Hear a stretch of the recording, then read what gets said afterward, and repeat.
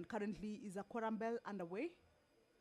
This is to at least alert the members of the Senate who may be within the precincts of Parliament to be able to hasten their steps and get to the chambers to join their colleagues and also enable the House attain or raise that much needed quorum for the business to be able to commence as well as continue. Remember, if that quorum is not raised at the lapse of the first quorum bell, a second round of a 10-minute quorum bell will be on. And if that lapses without any quorum being achieved, then that risks the House being adjourned until the next sitting. So we shall be keeping tabs, of course, on the numbers of the senators. Senator Esther Kinyuri has made her way into the chamber, of course, joining her colleagues for the business that is lined up for consideration or to be transacted this afternoon. A full entry. There are bills that are to be considered at the committee of the whole. Also bills to go into division. Remember, at the division stage, the members will be needing at least a substantive number of members inside for that particular stage to be done. And if the quorum is not raised and also sustained to this particular business, then these two bills, as I had indicated earlier, the County Allocation of Revenue Bill and the Equalization Fund Appropriation Bill, may not be able to be transacted. Regarding motions, the motion by the Honorable Senator for Taita Taveta, Honorable Jonas Mwaruma, regarding the establishment of national teaching and referral hospitals in Kenya is also part of the business that the members, as they convene this afternoon for this sitting, will be considering. This is a motion that the Senate will be urging the Ministry of Health to establish national teaching and referral hospitals in the coast region, the eastern region, the northeastern Nyanza, as well as western regions. And also not just establishing, but also equipping fully the national teaching and referral hospitals with modern medical equipment, medical supplies and personnel, as well as the county governments to also allocate more funds to their respective health dockets. You recall that the health sector is a devolved function. So this particular motion, much as the Ministry of Health will be establishing these national teaching and referral hospitals and also equipping them with modern medical equipment as well as medical supplies and personnel, the county governments also have a mandate, including to allocate more funds to their respective health dockets to adequately facilitate their county level 5 and level 6 hospitals in order to enhance provision of critical health services to reduce the demand for such services from the national teaching and referral hospitals. The mover of this motion backs up the proposal in that the country has 5 national teaching and referral hospitals, with Kenyatta University Research and Teaching Hospital in Kiambu County and Moi Teaching and Referral Hospital in Eldoret, Uasin Gishu County, being the only ones outside Nairobi County. The bed capacity, medical equipment, human capital in these national teaching and referral hospitals. Allow me to hand you over. Seats. Clerk, kindly call the first order. Order number 1, administration of oath. Order number 2, communication from the chair. Order number 3, messages.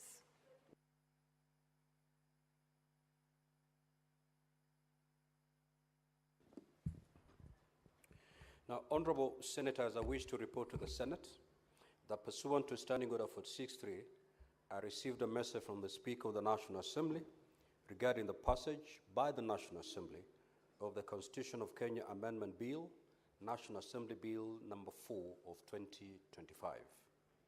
The message, dated Wednesday, 2nd July 2025, was received in the office of the Clerk of the Senate on the same date, while the Senate was on recess. Now, pursuant to Standing Order 46.5, I now report the message. Pursuant to the provisions of Standing Order 41.1 and 142 of the National Assembly Standing Orders, I hereby convey the following message from the National Assembly. Whereas the Constitution of Kenya Amendment Bill, National Assembly Bills number 4 of 2025, was published via Kenya Gazette Supplement number 22 on 26th of February 2025 to amend the Constitution of Kenya to entrench the National Government Constituencies Fund, Senate Oversight Fund, and the National Government Affirmative Action Fund. And whereas the National Assembly considered the said bill and passed it with the support of more than 2/3 of all the members of the National Assembly, and the second and third readings on Tuesday, 1st July 2025 in the form attached hereto. Further, whereas as at the time of the introduction of the bill in the National Assembly, the co-sponsors of the bill had indicated that Senator Hilary Sigei MP and Senator Danson Mungatana MP will co-sponsor and be in charge of the bill in the Senate. Now, therefore, in accordance with the provisions of Article 256 of the Constitution and Standing Orders 41 and 142 of the National Assembly Standing Orders, I hereby refer the bill to the Senate for consideration.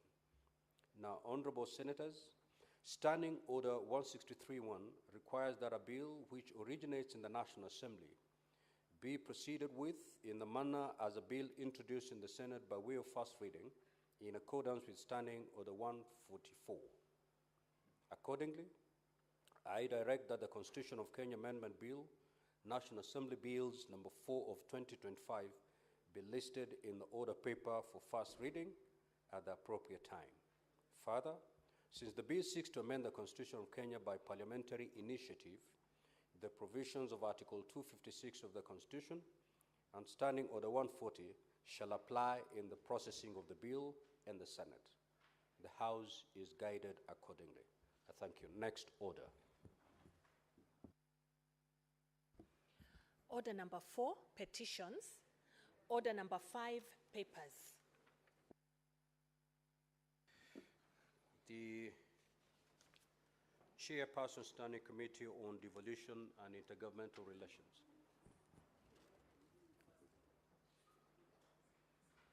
Senator Abbas.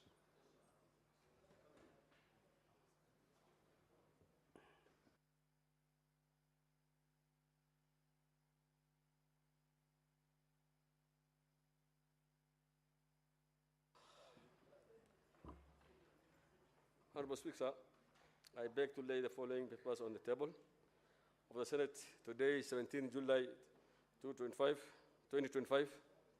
Report of the Standing Committee on Devolution and Intergovernmental Relations on its consideration of the Office of the County Attorney Amendment Bill, Senate Bill number 47 of 2024. Thank you. Senator Catherine Muma.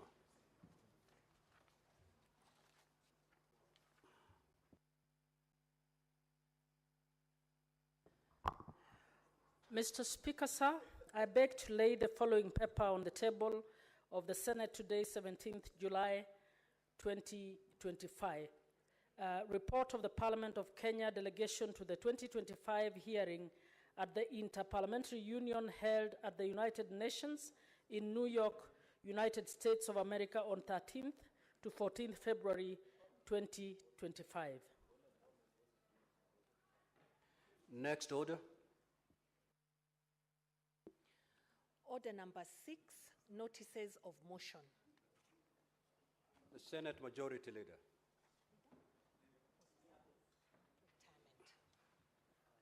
Oh, okay. Mr. Speaker, I rise to give notice of the following motion which is approval of Senate nominees for the appointment to the Board of Trustees for the Post-Service Medical Scheme for Members of Parliament.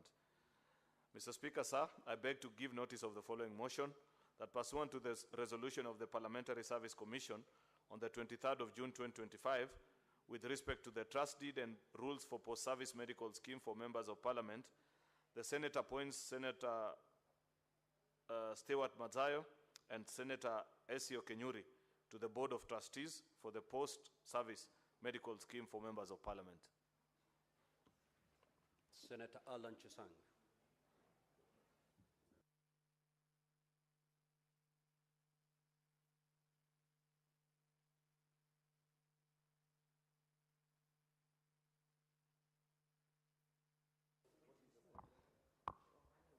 Mr. Speaker, I beg to give notice to the following motion, that the Senate adopts the report of the Mediation Committee of the Gambling Control Bill, National Assembly Bill number 70 of 2025, laid on the table of the Senate on Wednesday, 16th July 2025, and that pursuant to Article 1132 of the Constitution and Standing Order 167.3 of the Senate, approves that the mediation version of the bill. I thank you, Mr. Speaker. Senator Catherine Muma.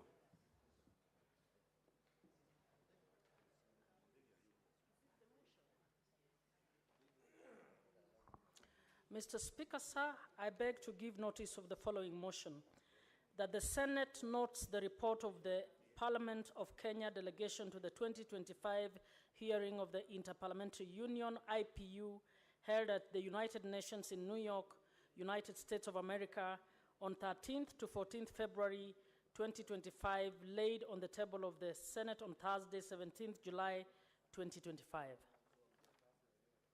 Next order. Order number 7, questions and statements. Statements pursuant to Standing Order 52-1. Senator Essie Okenyuri.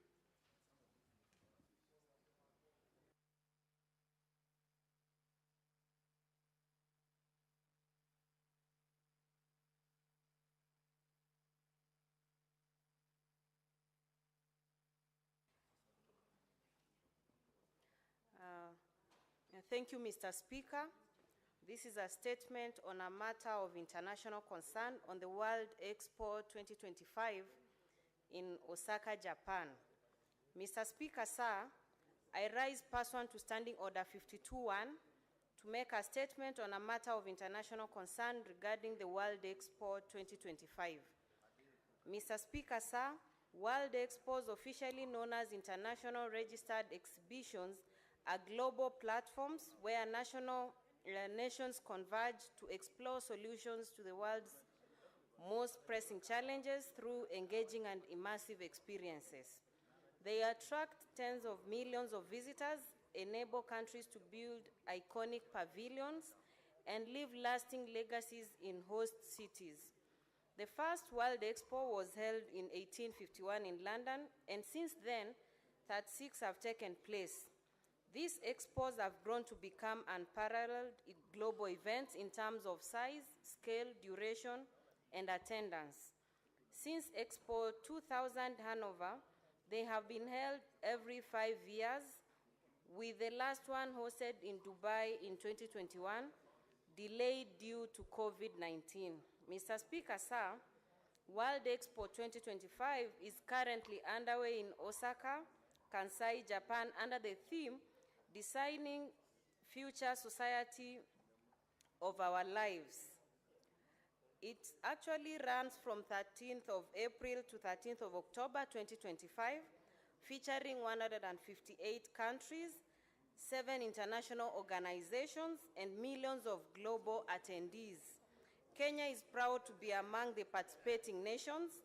By the end of June 2025, over 700,000 visitors had toured Kenya's pavilion, including Princess Aiko, the eldest daughter of Japan's Emperor and Empress. Mr. Speaker, sir, I wish to commend the following for the exemplary efforts in showcasing Kenya on the world stage. Honorable Lee Kinyanjui, Cabinet Secretary, Ministry of Investments, Trade and Industry. Ms. Regina Ombam, the Principal Secretary, State Department of Trade. Mr. John Olutua, the Principal Secretary, State Department of Tourism. And Ms. Floyce Mukabana, the CEO, Kenya Export Promotion and Branding Agency, KEPROBA. During Kenya's National Day of Honor on the 24th of June 2025, guests received Kenyan flowers, drawing widespread admiration for their scent and quality. This gesture created long queues at our pavilion and revived interest in Kenya's floriculture sector, which had suffered during the pandemic. I'm confident this exposure will help reclaim our market share in Japan. Kenyan tea was also served and cultural performances celebrated in richness of our heritage.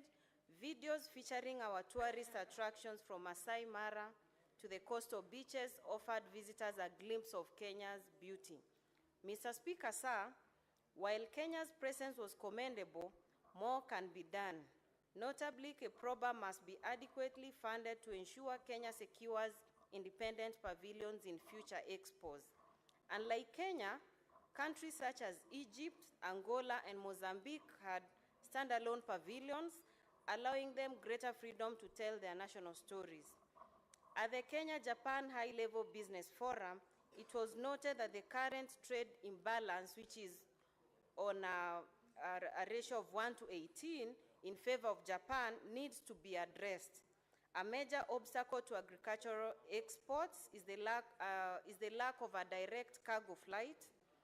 Transshipment often compromises the freshness and quality of farm produce due to temperature fluctuations. Tourism is another area where we can gain. Sadly, gate fees at the Masai Mara recently rose from 9,000 shillings to 27,000 shillings for foreign tourists, which has pushed many Japanese tourists to Tanzania. And in 2024, Tanzania received 5.2 million tourists compared to Kenya's 2.4 million tourists, reversing our pre-COVID lead. Mr. Speaker, sir, as we look ahead to World Expo 2030 in Saudi Arabia, preparations must begin now. Kenya will have another opportunity to showcase its tea, coffee, nuts, flowers, and even emerging exports like avocados. I thank you. Thank you, Mr. Speaker. Senator for Nairobi City County.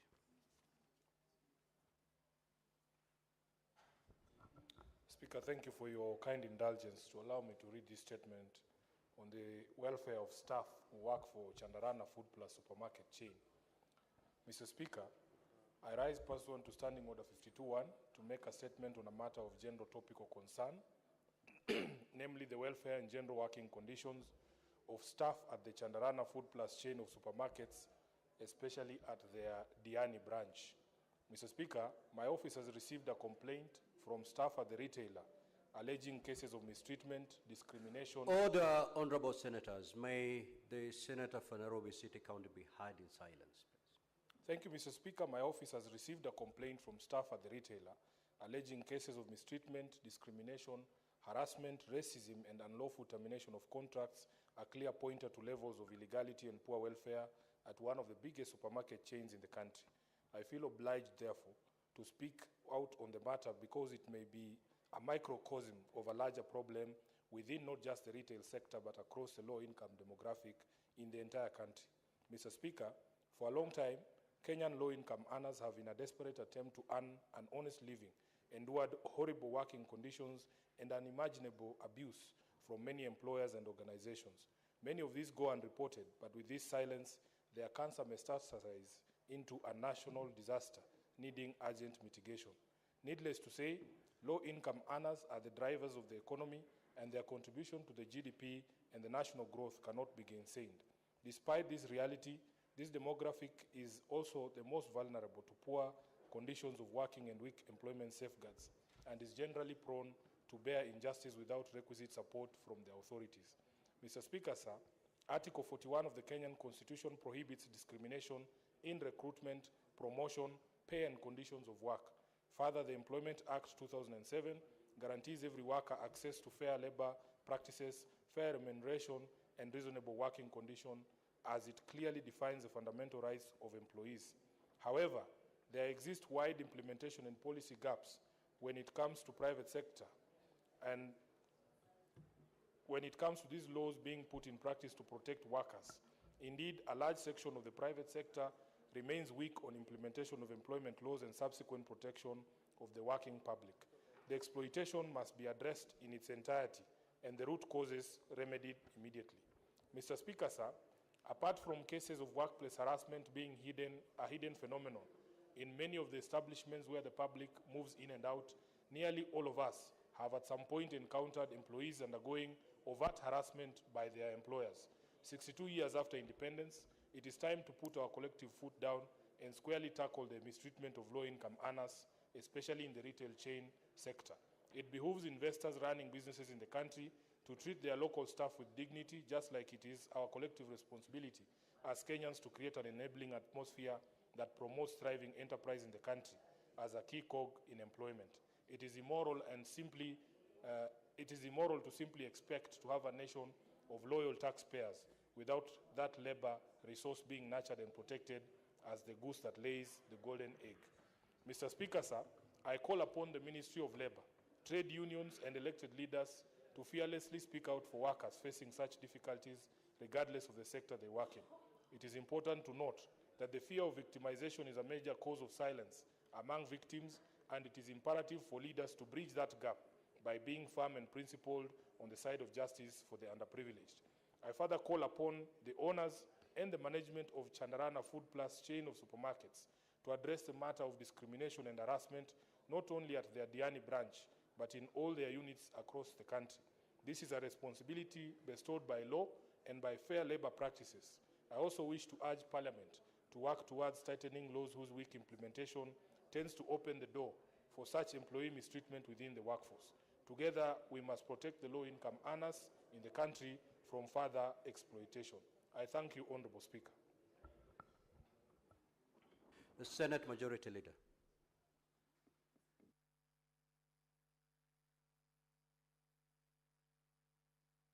Apologies, Speaker.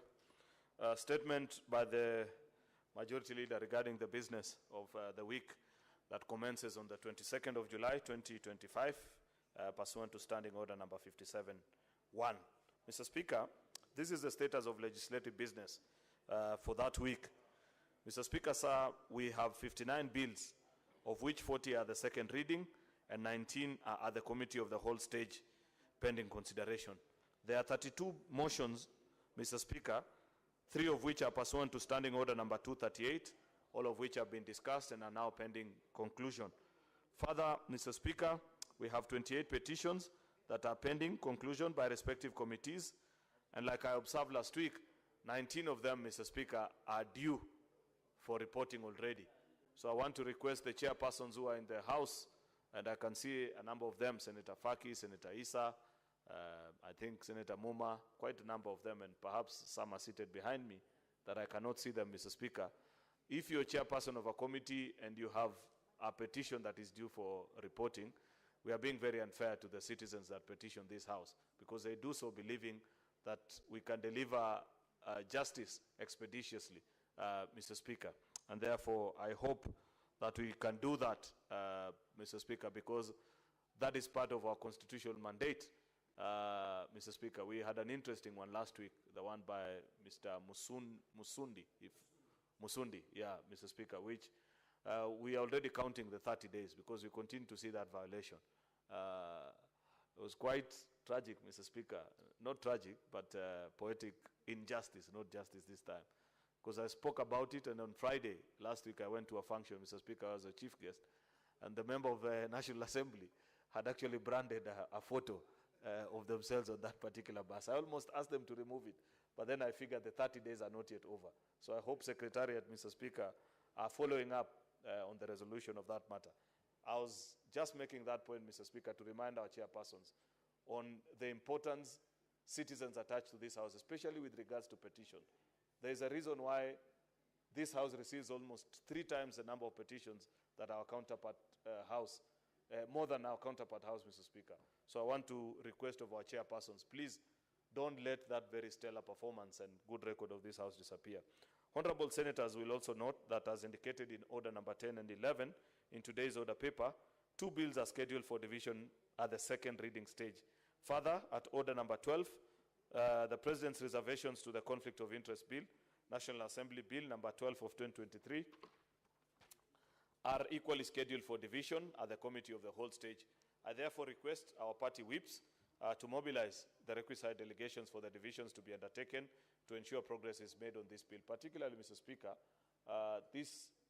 the 2 bills that we concluded in the previous days, county allocation of revenue and equalization, which we concluded yesterday after a very interesting debate, Mr. Speaker, from members who gave their perspectives on who deserves to be equalized and who doesn't deserve.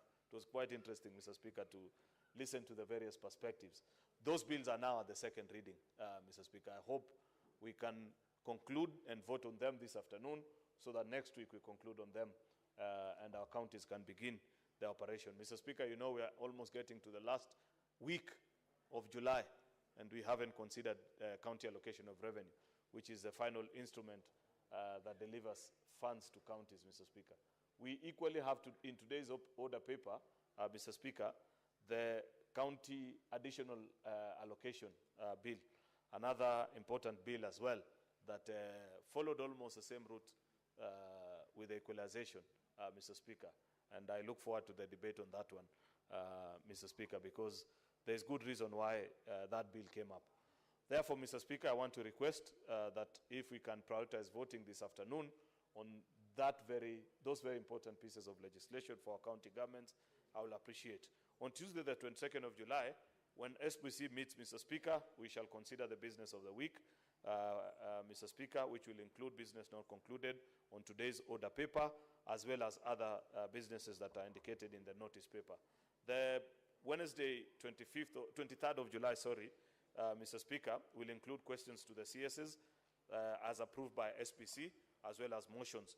We have next week the Minister in charge of Youth Affairs, Creative Economy and Sports, who's responding to questions by a number of colleagues.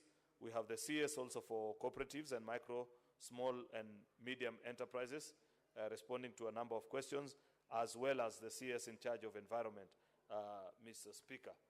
Finally, Mr. Speaker, these bills that I have mentioned earlier, that are the second reading stage, which include the county government, state officers removal from office procedure. There's a tobacco control bill, which quite a number of senators have had interesting perspectives on. Mr. Speaker, there's a county government county government's amendment bill, Mr. Speaker. Then there's a street naming and property addressing system bill, a very environmental laws statutory instrument, which is an ADCO bill. County government election laws, it's an ADCO bill as well. Mr. Speaker, labor, migration and management bill. These are bills that are in the third reading, Mr. Speaker. And I want to request colleagues, if possible, if we can schedule time next week and prioritize the conclusion of bills that we have finished actually moving of the amendments, and all that is required is to vote, Mr. Speaker. So I want to request if members can prioritize their attendance to the House so that we conclude on those bills. We have motions also on reports of the various standing committee, including the devolution committee, Mr. Speaker, into the state of markets in Vihiga and Bungoma County, arising from a statement that had been sought by Senator Osotsi and Senator Wakoli, both of the two counties.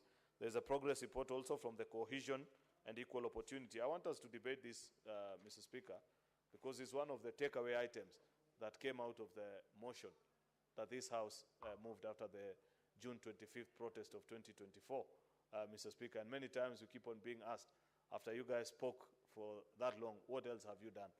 This committee has done fairly good work, not to the level that we asked of them at that particular time, but why I'm seeking your indulgence, members, is that we need to look at what Senator Chute's committee, the Committee on Equal Opportunities, has done so far, so that we can infuse further ideas about how to make this report conclusive. So I really request if next week we can have a conversation on this, Mr. Speaker, and members can speak to it with passion, because this is one of the things that keeps us as a country on the tenterhooks every other time.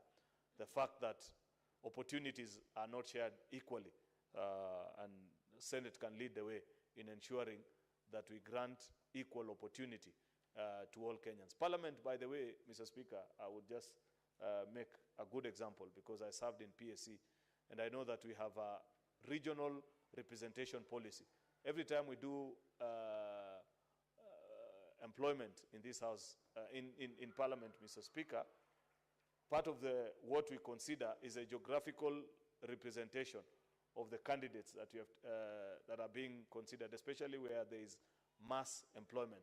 And there's a quota allocated to every region, Mr. Speaker, including even in internship.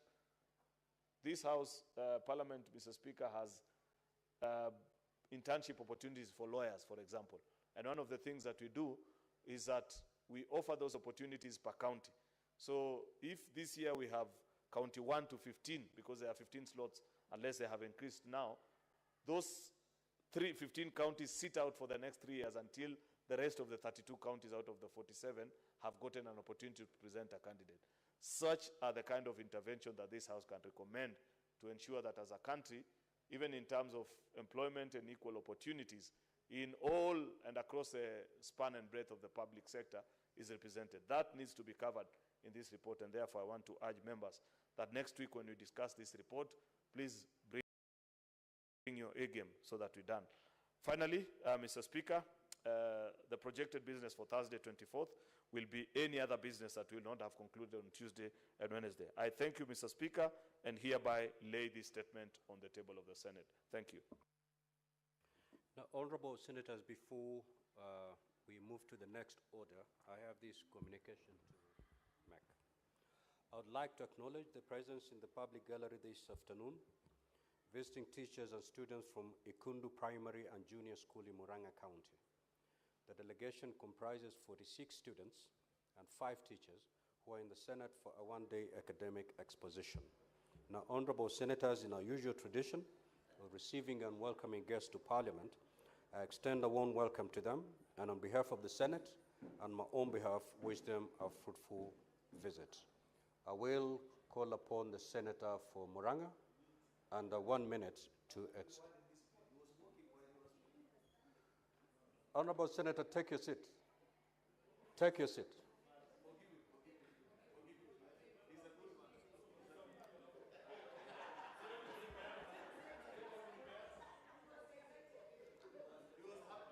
Majority Leader, you cannot dictate how the chair is going to handle its business. Honorable Newton, under 1 minute, kindly extend 1 word of words.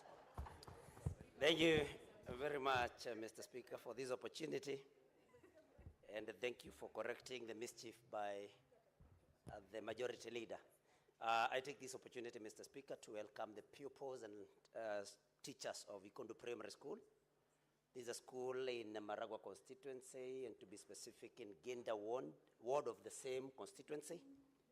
So I take this opportunity to welcome the good pupils and their teachers and encourage them to stay on for the time that they are going to be here to see what is done in this particular house, the upper house, that basically is about evolution. And Mr. Speaker, this is a school that is very progressive, and I know, and I want to assure the pupils of Ikundu Primary School and their teachers that we have faith in them, and their future is very bright. Thank you, Mr. Speaker. Next order.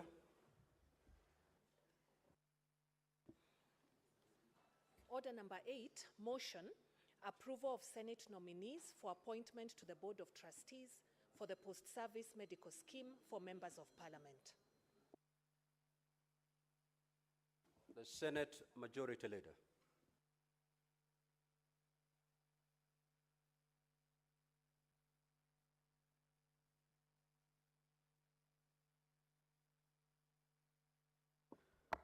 Mr. Speaker, I rise to move the following motion. This is the approval of Senate nominees to the appointment to the Board of Trustees for the post-service medical scheme for members of Parliament. that pursuant to the resolution of the Parliamentary Service Scheme on the Parliamentary Service Commission of 23rd June 2025 with respect to trust deeds and rules for post-service medical scheme for members of Parliament, the Senate appoints Senate Justice Retired Stewart Mazayo and Senator Esther Okenyuri to the Board of Trustees to the post-service medical scheme for members of Parliament. Mr. Speaker, that is what it is. I request Senator Ledama Olekina to second.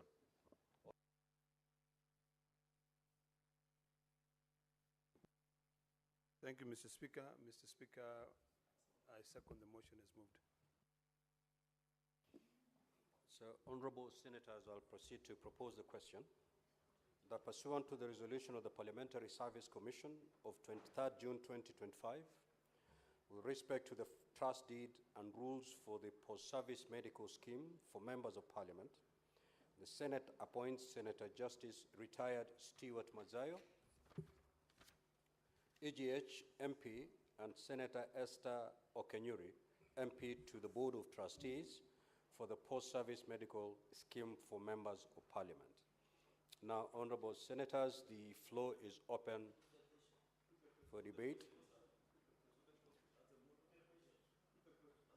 Now, remember, honorable senators, that this matter was elaborately explained to us during our last Naivasha retreat. It was adequately interrogated by us during that meeting. And therefore, I would urge you, instead of spending more time to debate on the very same matter that was explained and interrogated by us, with your concurrence, I proceed to put the question. Honorable senators, I will now put the question. That pursuant to the resolution of the Parliamentary Service Commission of 23rd June 2025, with respect to the trust deed and rules for the post-service medical scheme for members of Parliament, the Senate appoints Senator Justice Retired Stewart Mazayo, EGH MP, and Senator Esther Okenyuri, MP, to the Board of Trustees for the post-service medical scheme for members of Parliament.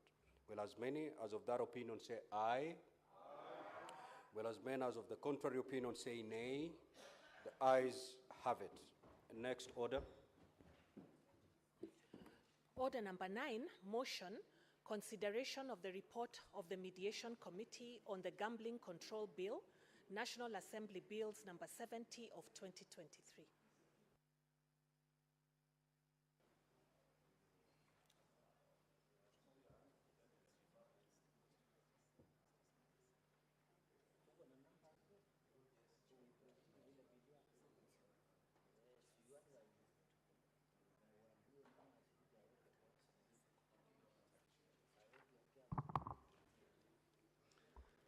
Mr. Speaker, sir, I beg to move that the Senate adopts the report of the Mediation Committee of the Gambling Control Bill, National Assembly Bill number 70 of 2025, laid on the table of the Senate on Wednesday, 16th July 2025, and that pursuant to Article 113(2) of the Constitution and Standing Order 167(3) of the Senate, approves that mediated version of the bill. I request Senator Sigei to second.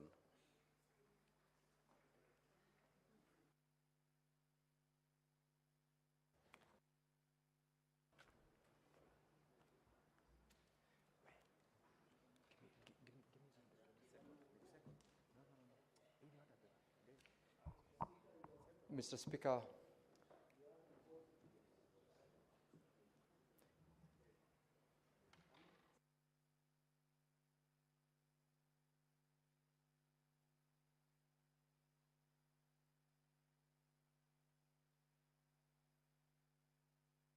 Yes, Honorable Sigei. Mr. Speaker, I second the motion that has just been tabled by the Honorable Senator Alan Sang. And just to affirm a bit of the mediated version of the gambling bill, Mr. Speaker, that is a product of a joint committee of the National Assembly and this House, where initially when the bill came into the House, certain amendments were proposed, leading to a reversion, or rather a reconstitution of the mediation committee to consider the proposals that particularly came from this House. In particular, Mr. Speaker, part of the new introductions to the version of the bill that is currently before the House is a requirement for purposes of those trading in the business to have not necessarily ownership or the 30% ownership of the local representatives, especially for those who want to trade online. This was a position that earlier on had been provided that required any gambling agency must submit 30% of its shareholding to local investors. Mr. Speaker, the committee in its discussion over it provided that the only way we can enhance the business community in that particular sector to enhance support and access to these countries to ensure that they actually relinquish certain percentage of their shares and also are required to meet a certain condition, including provision of physical space, registration processes that are normally required for local entities. And Mr. Speaker, the version that has now been tabled will speak to a number of the concerns, noting that this is one of those businesses that is currently almost across the world. Gambling, as you know, has been regulated across the world because of the need to make sure that young Kenyans or young members of the society who do not necessarily understand the gambling might end up being consumed in the sector if the regulations are not properly in place. This particular bill, Mr. Speaker, will ensure that that protection, that control is enhanced to support the mechanism which everybody who gets involved in gambling is required to comply with certain provisions of the law. So, Mr. Speaker, I support and I request the members of the House to support the motion so that the bill can progress to the next level for processing. And I thank you. Honorable Senators, I will now propose the question that the Senate adopt the report of the Mediation Committee on this Gambling Control Bill, National Assembly Bills number 70 of 2025, laid on the table of the Senate on Wednesday, 16th July 2025, and that pursuant to Article 113.2 of the Constitution and Standing Order 167.3 of the Senate, approve the mediated version of the bill. Now, the floor is open for debate. The Senator Fernandi.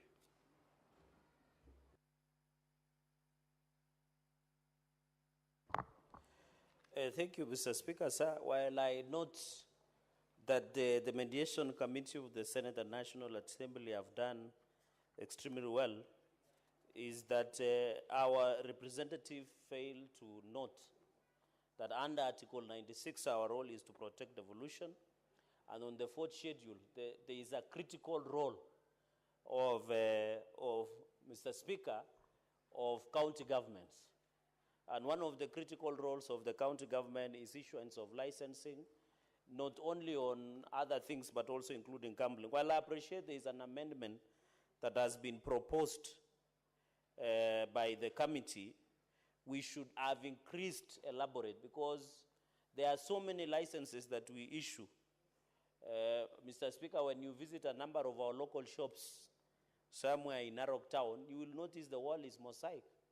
Not because it is a design of that shop, but because of the many licenses that we issue. And therefore, I agree, but we should have retained and given powers for the licensing, while I appreciate that they are proposing that county will develop county legislation. So, Speaker, you have to appreciate this country is a country of diverse. When you go where Senator Haji comes from and other counties that are predominantly Islamic, yeah, even, I don't know, Kwale and also Mombasa predominantly. I'm not saying all of it predominantly. That's good English. It's called prospectus, Mr. Speaker, or conceptus, Mr. Speaker. Mr. Speaker, I thought there is only one speaker in the House.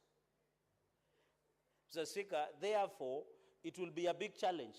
So if you say let counties make their own county legislation, counties that are predominantly Islamic, they might not allow this. So would have proposed in their report They will not allow this, Mr. Speaker. If they would not, they would have proposed a uniform county legislation for counties to be able to follow on this issue of gambling. Because of different diverse culture, different religion, Mr. Speaker, you have to appreciate that this culture of gambling is killing many families, Mr. Speaker. And gambling is an addiction, Mr. Speaker. It is becoming a problem. Mr. Speaker, Mr. Speaker, while we appreciate we must raise taxes, gambling is a dangerous disease that when it is addictive, it should be treated the way it is being treated, Mr. Speaker. Many people are betting the other day that Chelsea will win, PSG will win, and I'm telling you, there are people who are still recovering from that shock, especially people who did not support Chelsea to win. So, and they have gambled, there is BetXin, there is many betting companies, Mr. Speaker. I'm told even in our villages where we come from, especially where Senator Kalwale comes from, I'm told young men and women are stealing even eggs to go and sell so that they are gambling, Mr. Speaker. When you visit our small centers, there are some Chinese-like machines called lotteries, where, Mr. Speaker, they are taking a lot of our resources, Mr. Speaker. Therefore, I would have expected our committee, we don't want to be a gambling nation, Mr. Speaker. And you know this thing of gambling with life, even when you saw the other day, people are gambling with their lives. They go on the streets, they loot. It is just a gambling. Mr. Speaker, you saw some of the young people were even sending money for morticians, even during Sabasaba and during the anniversary, Mr. Speaker, of GNC demonstrations. We are a dangerous country, Mr. Speaker. We are teaching the young people bad manners, Mr. Speaker, of gambling. Because we have said, Mr. Speaker, that you can gamble your way to wealth or to power, Mr. Speaker. We should desist, and even I'm happy, Mr. Speaker, some of your guests, including boys and girls from various schools, should know that gambling is a bad manners. We should not teach our society to gamble. We should not. We know people who have gambled their way to where they are, Mr. Speaker, and we don't want to mention names after you gave us directive or in the ruling that you gave it in a Solomonic manner, Mr. Speaker. So we don't want to teach anybody to be a gambler. The only gambler we should allow is Kenny Rogers' song about gambling, Mr. Speaker. That's the only song we should allow, the Kenny Rogers, Mr. Speaker. No, the standing orders does not allow me to sing, Mr. Speaker, and they are misleading me. Mr. Speaker, you should know when to run and when to stay. Mr. Speaker, so this issue of trade permits, licensed amusement machines, pool table permits, Mr. Speaker, license and supervise of county issuance of trade permits for total setters. Mr. Speaker, these are very interesting English. Mr. Speaker, it reminds me the hearing of the president of Eastern Cape, Judge Celebi Mbenenge, over his claims of sexual harassment, and he's using very powerful English like what the committee have used here, Mr. Speaker. So this issue of I would have expected the committee... Senator Olekina, kindly take your seat. Thank you. Proceed. Thank you, Mr. Speaker, for protecting me. Mr. Speaker, and therefore number two is on the issue of, I agree with the amendment that the young people should be part of the betting board, and therefore a representative from Council of Governors, because that is where we should, Mr. Speaker. Mr. Speaker, another committee resolution that I have noted is functions from the authority, which I agree, the issuance of license should stay with the counties. Mr. Speaker, you know we are struggling with on-source revenue. I have seen a number of governors celebrating on on-source revenue, Mr. Speaker. We should retain the issue of licensing. The Constitution is very clear that under the Constitution, Mr. Speaker, the fourth schedule, and even the Constitution itself, the power of issuance of licensing stay within. Mr. Speaker, I know KRA is struggling to raise money. We are aware, Mr. Speaker, we have a deficit budget of 4.2 trillion shillings.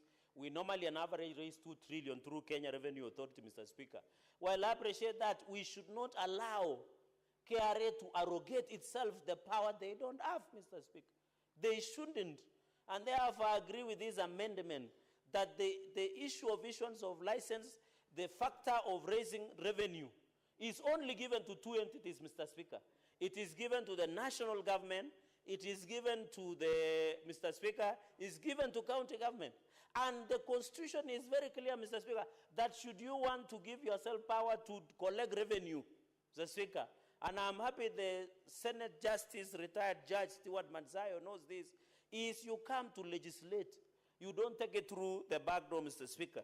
Mr. Speaker, because I'm running through, because this is the clause, this is Senate Amendment Clause 28. I agree that the employees and accreditation for a person in non-gambling within gambling premises so that we don't need to use the sweeping of the police to those.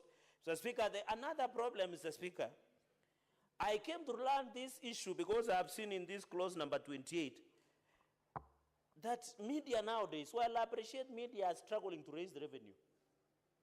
Mr. Speaker, all the radio stations, the televisions, I have tremendous respect for the media.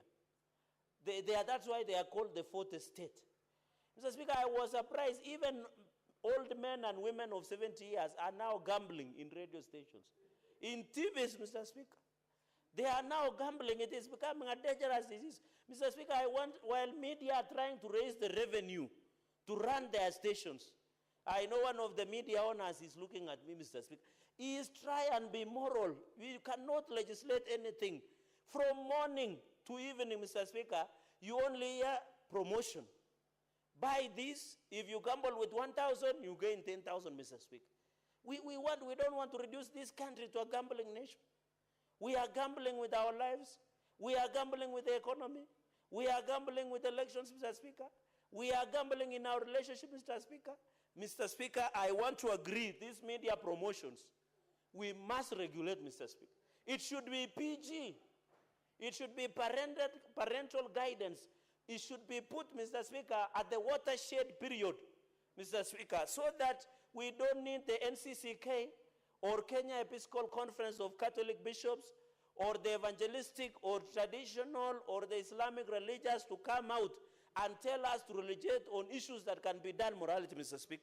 We don't want to create a society, Mr. Speaker, an aspect of capitalism. You know, capitalism does not have a soul and a heart, Mr. Speaker. And therefore, I agree that we must regulate. And I'm told, Mr. Speaker, these promotions that you do in media, you can imagine 1 million Kenyans sends 100 shillings, and they end up giving out only a gift of 500,000. So, Mr. Speaker, they are making a lot of money. Number 31, I agree that the period of validity of license free increase from 12 to 36 months. Mr. Speaker, this one will give opportunity. And I agree that let us increase from 12 months this issue of operation license of the gambling license move from 12 months to 36 months so that it can allow ease of doing business, Mr. Speaker, convenience, reliability. Therefore, Mr. Speaker, this issue of 12 to 36 months is very critical so that it becomes predictable, Mr. Speaker. Mr. Speaker, I was talking to some businessmen and women. It is becoming a problem visiting county offices. When you go to county offices, you are being told, can you come behind the tent? It is inconveniencing, Mr. Speaker, starting a business in this country. And I want to appeal to government agencies, Mr. Speaker. Starting a business in this country, by the time you get even one license, if you have never gotten an heart attack, you get diabetes or hypertension. Because we have created a very tedious process of receiving licensing in this business, including from NEMA, Mr. Speaker, from all the agencies, including public health. Why don't we create one portal that when you want to apply license, you can get only one license?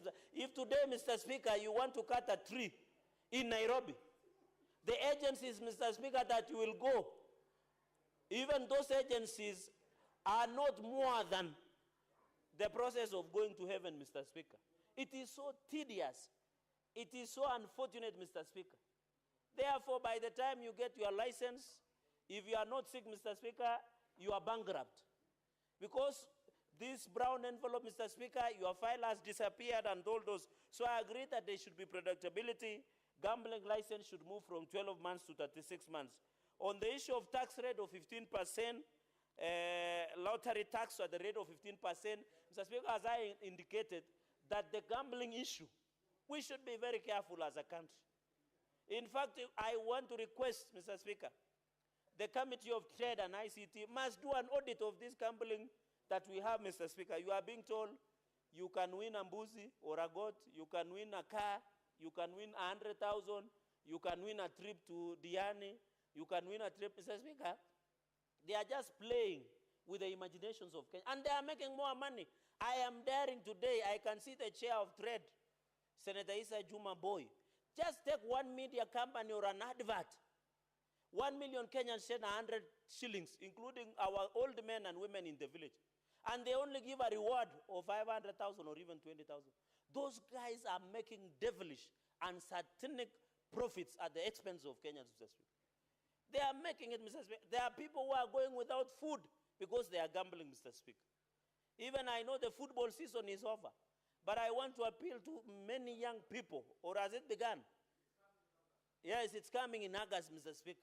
So I want to appeal, this issue we must agree, and I agree that we need to introduce the lottery tax of 15%, Mr. Speaker, as a preventive mechanism against the disease called gambling, Mr. Speaker. And I want to say this issue of gambling must and should be arrested. So the issue of 15%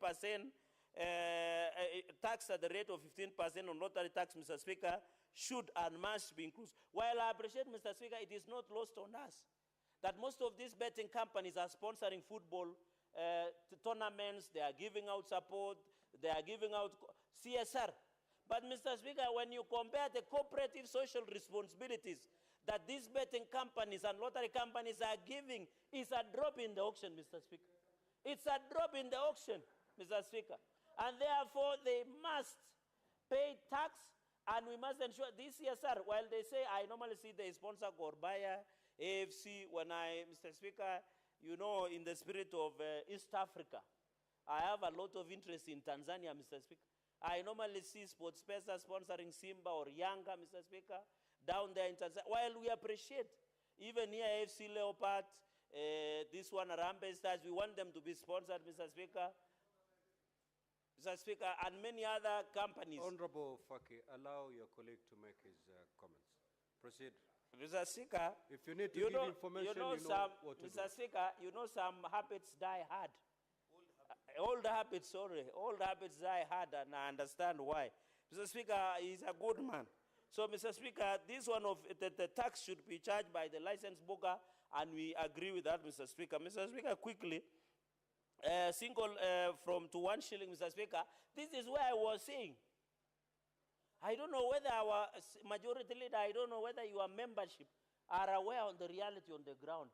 Because vitu kwa ground is different, Mr. Speaker, forgive my language. But how do you reduce from 20 shillings to 1 shilling?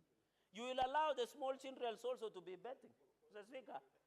And where is the mover of this report, Mr. Speaker? I don't think he's around, Mr. Speaker. You will allow young boys and girls to bet because you are reducing it from 20 shillings, Mr. Speaker, to 1 shilling, Mr. Speaker. That this minimum amount bet, unless, Mr. Speaker, with a lot of tremendous respect, this law reflects to the role of the betting companies, Mr. Speaker. And we must agree, because that the national... Senator Fernande. Yes. The senator for Bomet wishes to give information. Are you amenable? No, if it was about Ebola Road, I would have agreed, but on this one, I'm an expert. Proceed. Allow me, Mr. Speaker, to proceed. No, to reduce the minimum of single bet in a casino from 20 shillings to 1 shilling, Mr. Speaker, unless you want me to bring a casino, even the small you see in Jebwalungu Center, somewhere in the Bomet, Mr. Speaker, because in the committee report, this is not my report, Mr. Speaker. Mr. Speaker, on the clause number 66, I think when you will be replying, you can clarify. If you think I didn't capture your but we should not, we should stop from being gatekeepers of certain interests, Mr. Speaker. I know them. Mr. Speaker, I've been around for long. I know they are put on a mask, but we'll unmask them when the time comes, Mr. Speaker, during voting. Mr. Speaker, I allow the clause number 66. In this issue of financial reporting and monitoring, I agree they have done a good job there. Mr. Speaker, the issue of money laundering. Mr. Speaker, you know there are people who are stealing public funds. We used to have pirates here in Somalia. There was a lot of money coming to it's called illicit money. Mr. Speaker, and I think on the issue of money laundering, Senator Sige, you have done extremely well on this matter. We must address money laundering, Mr. Speaker. We don't want people to be stealing money and putting it in betting so that they can laundering. Because the process of money laundering, the layering process, and reintegrating the illicit money into the system, Mr. Speaker. Mr. Speaker, on the issue, because I'm running through quickly, clause number 71, Mr. Speaker, penalty, I disagree, Mr. Speaker, to 50 shillings. I think this one, the mediation of by deleting amount 5 million, therefore 3 million shillings. Mr. Speaker, I thought we had agreed. While we don't want to morally legislate, why would you reduce? We want this to be punitive. We want people who want to gamble, people who have excess money, like Senator Issa and Senator Faki. Mr. Speaker, we want people who have a lot of money to gamble. Mr. Speaker, this 5 million, and I'm happy Senator Issa is proud of it, that therefore 3 million it should stay. I hope when it comes to committee of the whole, Mr. Speaker, that issue can be relooked at, Mr. Speaker. In this clause number 87, television, I agree. This one, in conclusion, Mr. Speaker, remove the restriction that a gambling advertisement shall not be broadcasted on television between 6 a.m. to 10 p.m. unless it is done on a live sporting event. Mr. Speaker, I agree this watershed moment, because most of our children who are part of your guests today are asleep. Then we can do a PG calendar guidance so that those adverts of betting and gambling can be done during watershed moment, and also to protect our children and people under 18 years. Mr. Speaker, the 20 million to 1 imprisonment from 20 years, I agree. This is very important, 20 million shillings to 1 million shillings. Mr. Speaker, 1 minute. Mr. Speaker, I disagree. Why do you want to reduce from 20 million to 1 million, Mr. Speaker? This is wrong. Mr. Speaker, we disagree. Any media that advertises beyond the restricted time, they should be fined 20 million. Mr. Speaker, with those many recommendations and report debate, I beg to differ, and we will oppose with all my body organs when it comes to voting. Senator Faki. Mheshimiwa Spika, pia mimi nichangie ripoti hii ya uwiano kuhusiana na sheria ya kamari. Na Mheshimiwa, kwanza, jambo la kwanza ni kuwa japokuwa kamati mbili hizi zilikaa pamoja na kujaribu kuangalia yale masuala ya sheria hiyo ya kamari, kwanza ni kwamba kamari si biashara, Mheshimiwa Spika. Kamari ni kamari. Na kamari ina madhara mengi, Mheshimiwa Spika, ikiwemo ile tunaita addiction ama uraibu. Vile vile pia inasababisha athari za akili, yani mental health. Mheshimiwa Spika, wengi wale ambao wanakwenda katika shughuli hizi wanaathirika kiakili, kwa sababu bila ya kwenda katika mchezo wa kamari, Mheshimiwa Spika, mtu yule anakuwa si mtu wa kawaida. Tatizo niliko nalo na sheria hii, Mheshimiwa Spika, ni kwamba imetoa fursa ya kufanya hata watu wadogo waweze kucheza kamari, kwa sababu ikiwa kiwango cha pesa ambazo unaweza kutumia kwa kamari kimepunguzwa kutoka shilingi 20 mpaka shilingi 1, ina maana kwamba kila mtu anaweza kushiriki katika mchezo wa kamari. Mheshimiwa Spika, shida nyingine ni kwamba katika vituo vyetu vya redio kwa sasa, Mheshimiwa Spika, matangazo mengi ni ya kamari. Kwa kipindi cha muda wa saa moja, Mheshimiwa Spika, katika redio zetu za FM, karibu saa nzima wanatumia kutangaza kamari. Utasikia ukilipa shilingi 100 utapata shilingi 2,000. Ukilipa shilingi 100 utapata 200,000. Kwa hiyo Mheshimiwa Spika, imekuwa ni jambo la kawaida sasa katika nchi yetu kwamba watu wanashiriki katika masuala ya kamari, na hii Mheshimiwa Spika sio jambo zuri, kwa sababu baadhi ya zile athari ambazo nimezitaja hapa, Mheshimiwa Spika, zitaweza kuwasibu Wakenya wengi. Hivyo basi na nchi haitapata watu ambao wanaweza kufanya kazi kuweza kujenga nchi.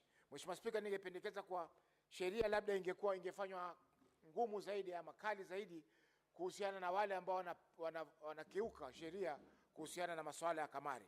Kwa mfano, hizi vituo vya redio ambavyo vinatangaza mara kwa mara masuala ya kamari vingepunguziwa muda ambao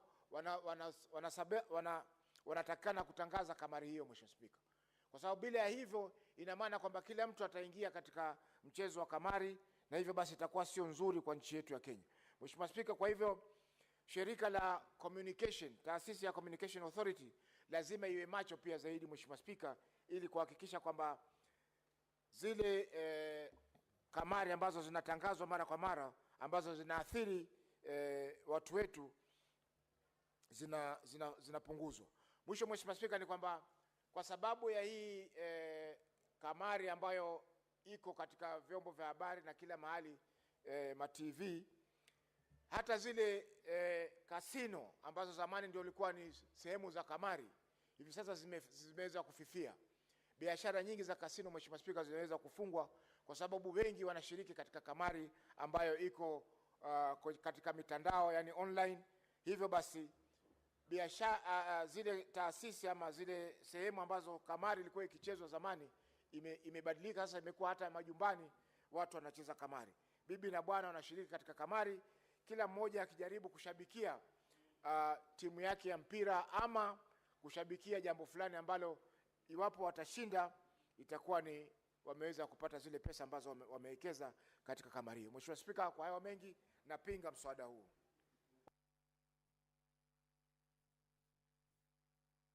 Senator Mungatana.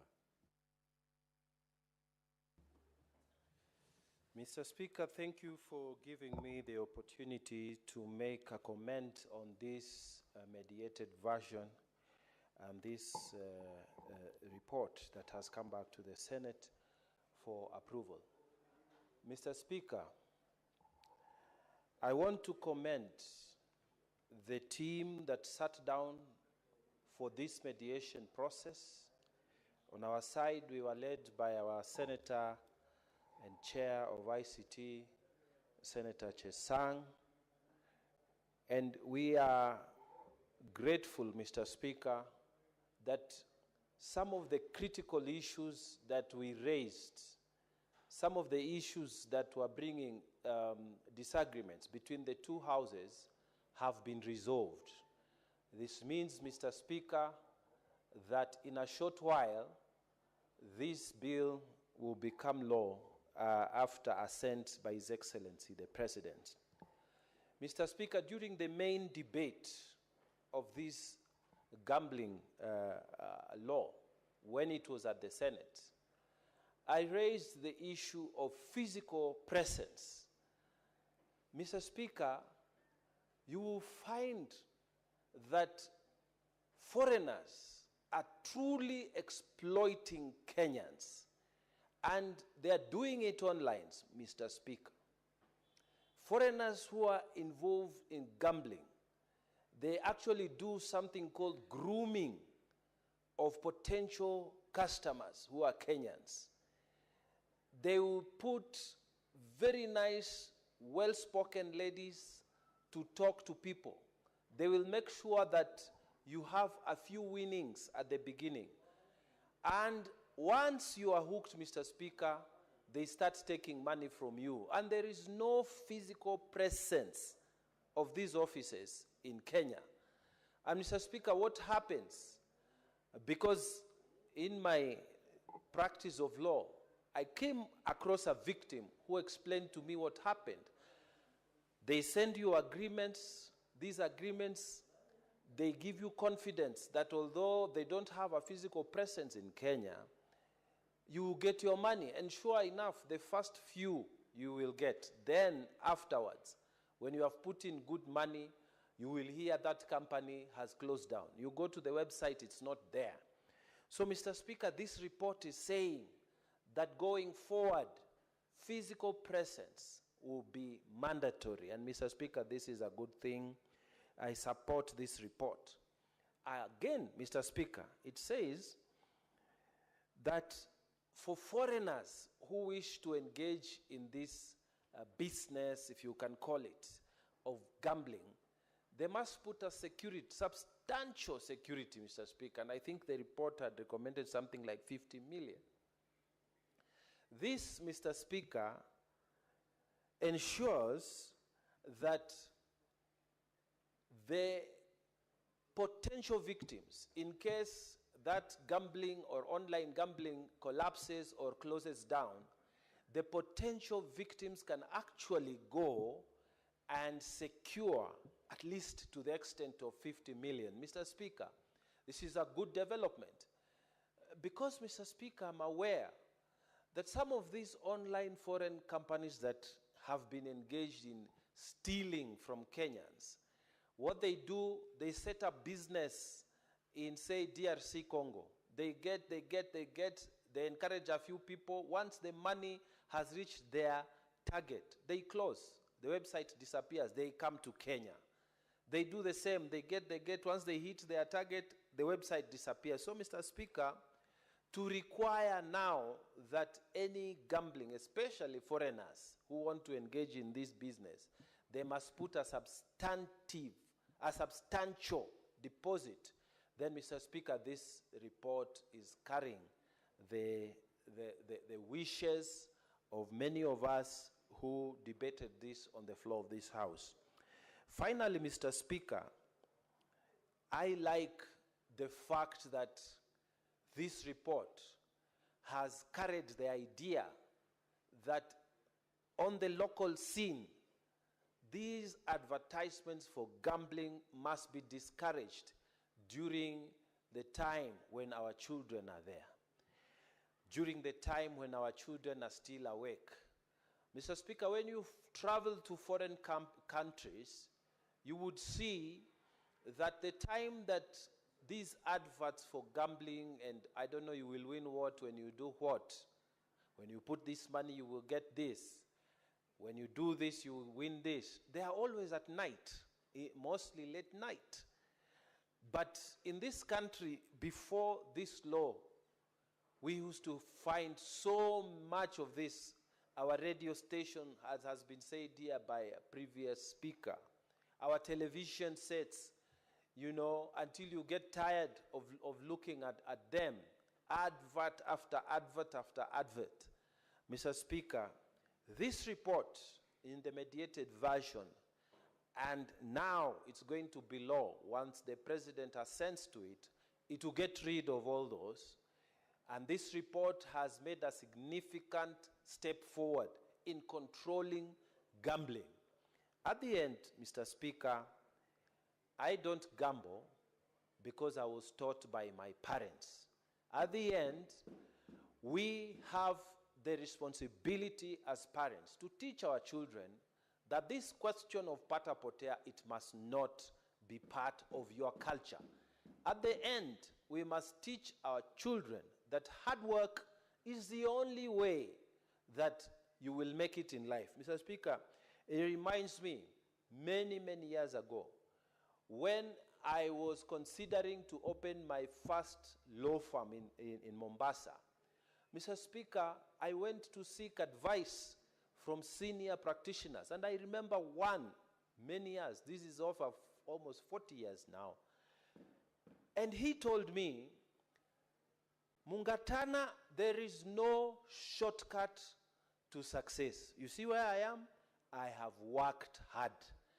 And the children who have visited us in this Senate today, and I'm glad you are hearing us from the plenary, from up there. There is no shortcut to success. You must put in the work. You see all these senators who are seated here, none of them will tell you, you will see their suits and their nice looks and what, but they will not tell you the story of sleeping late at night, moving with broken vehicles, spending nights in most uncomfortable situations, looking for votes, convincing people to sell their vision, and that's how they are seated here. Don't see the glamour and forget that there was work behind that glamour. The gambling culture is being spread on the belief that you will make it immediately. Anybody who tells you immediately it's a red flag. Any person who tells you, put this money, you make money immediately, run away like you are running away from the devil himself. Anything, even your hard work, by the time you are getting your KCSE certificate, it has been many years of hard work. It has been 8 years of primary. It has been 4 years of secondary school. Nobody told you that you put in a card or you put in a coin and you become a graduate of KCSE and now you're ready for university. There is no shortcut. At the end, we will make this law. I support this report, but at the end, the story is yours. The story is with your family. The story is your mother and father or your guardian. You must not gamble. Go and work. Go and work hard, and you will be successful to the extent that you imagine you will be in life. Mr. Speaker, with those many remarks, I wish to support the mediated version of this report and confidently ask the President to assent to it so that we can start regulating this gambling business. Let's not go back and forth on this matter. Let us have a law, and if this law is not good enough, the Senate does not stop operating. It will amend any section that is not good for the sake of good order in this country. Mr. Speaker, I support. Thank you. Senator Olekina.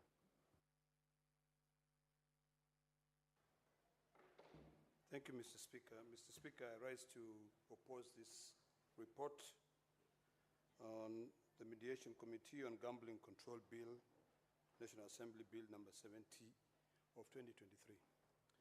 And I do so cognizant of the fact that we are living in a current environment where 90% of our youth are jobless, where we have protests on a daily basis, we have issues, social issues, mental issues, economic issues that we've not been able to address, that we are now seeking an escape route to live in an utopian world of get rich fast. Mr. Speaker, I was speaking to one of our colleagues here, and she said that one of our pastors in her village in Machakos collected all the offerings in the church, but instead of using it to solve social issues or to do God's work, he ended up gambling. Mr. Speaker, I've skimmed through this report. I've seen the areas which this House had suggested that be deleted in the bill. There's a reason as to why this bill ended up in mediation, and most of them have been retained. Mr. Speaker, this is not the time for us to encourage gambling in this country. I share the same sentiments with my colleagues who have spoken before me in terms of making it punitive for anyone to come and gamble this time. We must, first of all, solve our social issues. Mr. Speaker, gambling companies which make billions of shillings, in fact billions of dollars, target vulnerable, poor societies, people who make 500 shillings a day doing manual jobs, to be told to gamble. Our radio stations, our TV stations are the easiest way to communicate. But instead of our own radio station taking more time to educate the public and carrying out public participation on the dangers of gambling, they are spending more time collecting revenue because they can share the profits. Mr. Speaker, I completely oppose gambling. I oppose this bill. And if my colleagues, if I was to convince you from both sides of the aisle, I would request that we rethink gambling in this country. Mr. Speaker, in America, and I lived in America for so many years, and I'm also a resident, when you go to certain states, gambling is restricted to a particular area where only the rich would be able to drive. In Colorado, Mr. Speaker, you'll find that gambling would go into the Native American reservation, where there's a city which is set aside just for gambling. So it's the rich who will go there. People who have made money until they have, I cannot use that word, but they have money which they can only just use it as they wish. Disposable, not even disposable. There's a word I wanted to use which is not parliamentary, but I cannot use. It's money that you don't really care about. You don't give a hoot on where that money comes from. Mr. Speaker, the biggest challenge we have in this country right now, which is attributed to gambling, is mental illness. In this house, we passed a law on mental illness and how to deal with it. The laws that we are discussing in this house, and I have no problem with passing legislation, but we have to pass this legislation. We have to discuss this legislation cognizant of what is affecting, what is ailing our society. Right now, there are so many poor people, and the only thing they know how to do is to gamble for them to make money. There are people who will make 1,000 shillings maybe in a week because there are no jobs available. But because they have been lured to a scheme where they can get rich fast, they gamble all that money, and then they end up doing what? Sitting down looking at their kids in a table where they cannot eat. Gambling increases crime in a country, Mr. Speaker. Today, Mr. Speaker, we have our children in this parliament. They are looking at us. The same children who come here to listen to us are the same children who we do not understand now because they are from a different generation than the one we come from. They're the Gen Zs. We don't understand the language they speak. But instead of us taking the lead and guiding them, we are here discussing about amending laws and saying how good these laws are to gamble. We are not teaching them. I like what, although I don't associate myself with a lot of sentiments of my brother from Tana River, but I like one thing that he said, that to the children, know that we will not always tell you what we go through to be able to wear good suits. Some of us, you might look at us and you think, oh, this person is about 60 years old, and he's merely 20 years old. But it's because they have sleepless nights. They don't sleep. You know, they are always up at night, working. They have 10 jobs. Then you just see them here looking smart, sharp.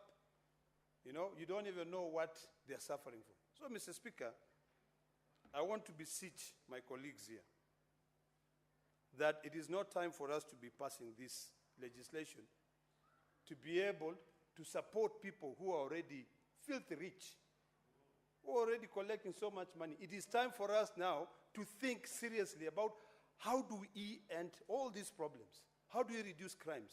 How do we ensure that we have created jobs for our youth so that they don't end up in the streets? You know, these regulations that we're talking about, now in a devolved system of governance, where the Constitution allows county governments to be able to develop laws to collect certain taxes. This, unless there is uniformity across board, you will find some other counties who are culturally sane will say, we will hike and put so much money to be able to save their citizens. But others, because of interest, business interests, they'll make it even very cheap. Pay 5,000 shillings and you can have a gambling license. So, Mr. Speaker, sir, I oppose this. I think the exposure to the youth at this particular time, when we are facing a lot of social issues, joblessness, should not be to gambling, but should be to working hard to making money. You know, our country is so good. Our country, you can only compare our country with other developed nations. But sometimes, even if we are passing through, the word is leapfrogging. Even if we leapfrog, sometimes certain things, we cannot just say you are born today and tomorrow you can be able to walk. But because of technology now, there are certain things that we don't need to go through the entire industrial revolution process for us to be able to manage how to do it. But in this country now, we have to remember that that process of industrialization is necessary because we have 47 counties which are completely different. So, Mr. Speaker, I oppose it. I think when you look at across the world, there are countries which are not stable. But those countries are the same countries, I think one of my colleagues who was speaking, are the ones who set up gambling websites. They lure people to gamble there, and then before you realize, in fact, the first one, you are told, hey, take some little money. And you make some little money. You get addicted. You get addicted. Before you realize, you cannot even think straight. I think the only gambling that I can be able to say, it's one that can be allowed in this country is in the stock market. Because at least in the stock market, you are seeing there's a company here, Safaricom as an example. Yesterday, I was reading somewhere that Airtel has now surpassed Safaricom in terms of their customer base. You know, when you are told, invest in those companies, gamble in those companies, there is something where you know you'll be watching your stocks rising on a daily basis or going down, which is life. But where you're putting in and you don't know whether you're going to get money to buy a loaf of bread or even a cup of tea. No. I say no to that. So, Mr. Speaker, with those many remarks, I completely oppose this report, and I oppose anything to do with gambling in this country at this particular time. I think in the next 10 years, once we've been able to fix our current problems of understanding each generation, is when I'll be able to entertain anything to do with gambling. So, Mr. Speaker, sir, I oppose. The Senate Majority Leader. Thank you. Mr. Speaker, I rise to support this motion, which is a report of the Mediation Committee from the Senate and the National Assembly that brings to a close a very difficult exercise that we've had, which is to try and rein in and bring control on a very difficult sector. A sector, Mr. Speaker, that has been described very ably by my colleagues. In fact, I agree with them on their prognosis. What I do not agree with them, is a final diagnosis, what they eventually consider to be the solution. I've listened to my colleagues, Senator Ledama, Senator Cherargei, and while I agree with all the things they have said about gambling, Mr. Speaker, I am afraid that what they are prescribing as a solution might not serve us. We live in very interesting times, Mr. Speaker. You know, in the year 2018, this Parliament, the Senate, sponsored me alongside a few of my colleagues to Colombo, Sri Lanka, for a conference titled Evidence-Based Decision Making. That conference eternally changed my life. And to date, as a lawmaker, if you follow me every afternoon, Mr. Speaker, including yesterday, I follow the evidence before making a final decision. This country, unfortunately, Mr. Speaker, we make decisions based on political affiliations or feelings sometimes without looking at what the hard facts are telling us. And that's a debate we had here yesterday, for example, where I tried to remind my colleagues who are here, Senator Sifuna, Senator Alwale, Mr. Speaker, that while it is long held that there are counties that are rich and counties that are poor, a better way of looking at places, Mr. Speaker, to consider for affirmative action of any kind, Mr. Speaker, is to break it down to the lowest administrative unit, which is a sub-location, Mr. Speaker, and have a nationwide consideration. Mr. Speaker, this is one such scenario as well. We agree that gambling is a menace that has messed up so many young people, so many families, so many women, because it's not just young men, Mr. Speaker. You will recall that there were times when they had put some slot machines across the country. It was a very interesting spectacle where you'd find women folk in the village at about 4 o'clock trooping from their homes to the center to go and slot in the coins, Mr. Speaker, with the hope that they were going to have their luck on that particular day. I'm afraid, Senator Ledama, that you know when we legislate, we pass laws for things that we know, things that we like, and those that we don't. I understand very little about gambling. In fact, I don't know even how to gamble. But unfortunately, as a lawmaker, Mr. Speaker, I have to make decisions that are in the best interest of the people that I represent. Rift Valley, where I come from, Mr. Speaker, is a mecca of bettors. That's where the hardcore betting population of this country lives. And I know this from very, excuse me, very sound authority, Mr. Speaker, on statistics that I've seen. How many young people wake up trying to get 100 shillings or 50 to place a bet on something with the hope that they'll succeed. And of course, like has been described by many of our colleagues, 90 to 99% of the time they don't succeed, because that's how gambling works. I know that there's something they say, the house never loses, the house always wins. Unfortunately, Senator Ledama, choosing not to regulate this sector is not an option that you want to take. Why? Because even if we made the decision that we want to ban gambling in Kenya, are you aware that 60 to 70% of gambling nowadays has gone online? And they are from sites that don't even exist in Kenya. And those sites, just listen, Senator Ledama, I've done some good research on this. Those sites are operated by very sophisticated software that even if you block their IP address this minute, by the next minute, they have generated a new one. And our young people are following those sites there. So we must think of ways of how we will regulate this sector, because unfortunately, banning or choosing to close our ears and eyes and saying that this is not allowed in our country, Mr. Speaker, is burying our heads in the sand. We live in a digital world. Unless we want to say that we block the internet, perhaps that's the only solution that remains. But as it is today, Mr. Speaker, the unfortunate and the hard reality is that we have got to find ways of bringing order to this sector. Countries all over the world continue to grapple with this. I took time. Actually, the former ambassador to Kenya from the UK. Yes, I don't mind. Senator Olekina, proceed and inform Senator Cheriot. Thank you, Mr. Speaker. Mr. Speaker, I appreciate the fact that the majority leader began his debate by giving us a history of what led to his style of debate, evidence-based.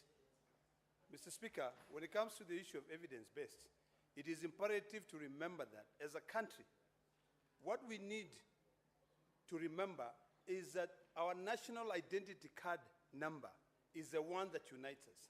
There is nothing that stops us, majority leader, from ensuring that when you, for every transaction that you use, either online, to confirm any money, you have to use your identity card number. In fact, nowadays, when someone cons you, so long as you can get the identity card number, you can find a way, and we need to be able to find a way, Mr. Speaker, and this is what I'd like to inform the majority leader, that we can use that identity number to block you from doing any other transaction. In other countries, Mr. Speaker, where gambling is restricted, the moment you try to gamble, you're asked to put your national identity number or your driver's license number. If you go to Australia, before you enter a club, and they know you're not supposed to enter a club when you're not 21 years old, you give out your ID number. In a club, they run it through to make sure whether that ID is legit or not. Nothing stops us from ensuring that this website that the majority leader is talking about, that if you block this IP address, even the IP address is a problem, ensure that everyone, any transaction which is done in the Kenya space, even if the site is in Germany or America, requires you to put in your ID number. And if you put in your ID number, if you're not over 18, or if it is gambling, it blocks. There are ways around it with technology and AI. Senator Ledama needs to spend time with these young people to understand what I'm telling you. Those sites are not hosted here in Kenya. They are not designed here in Kenya.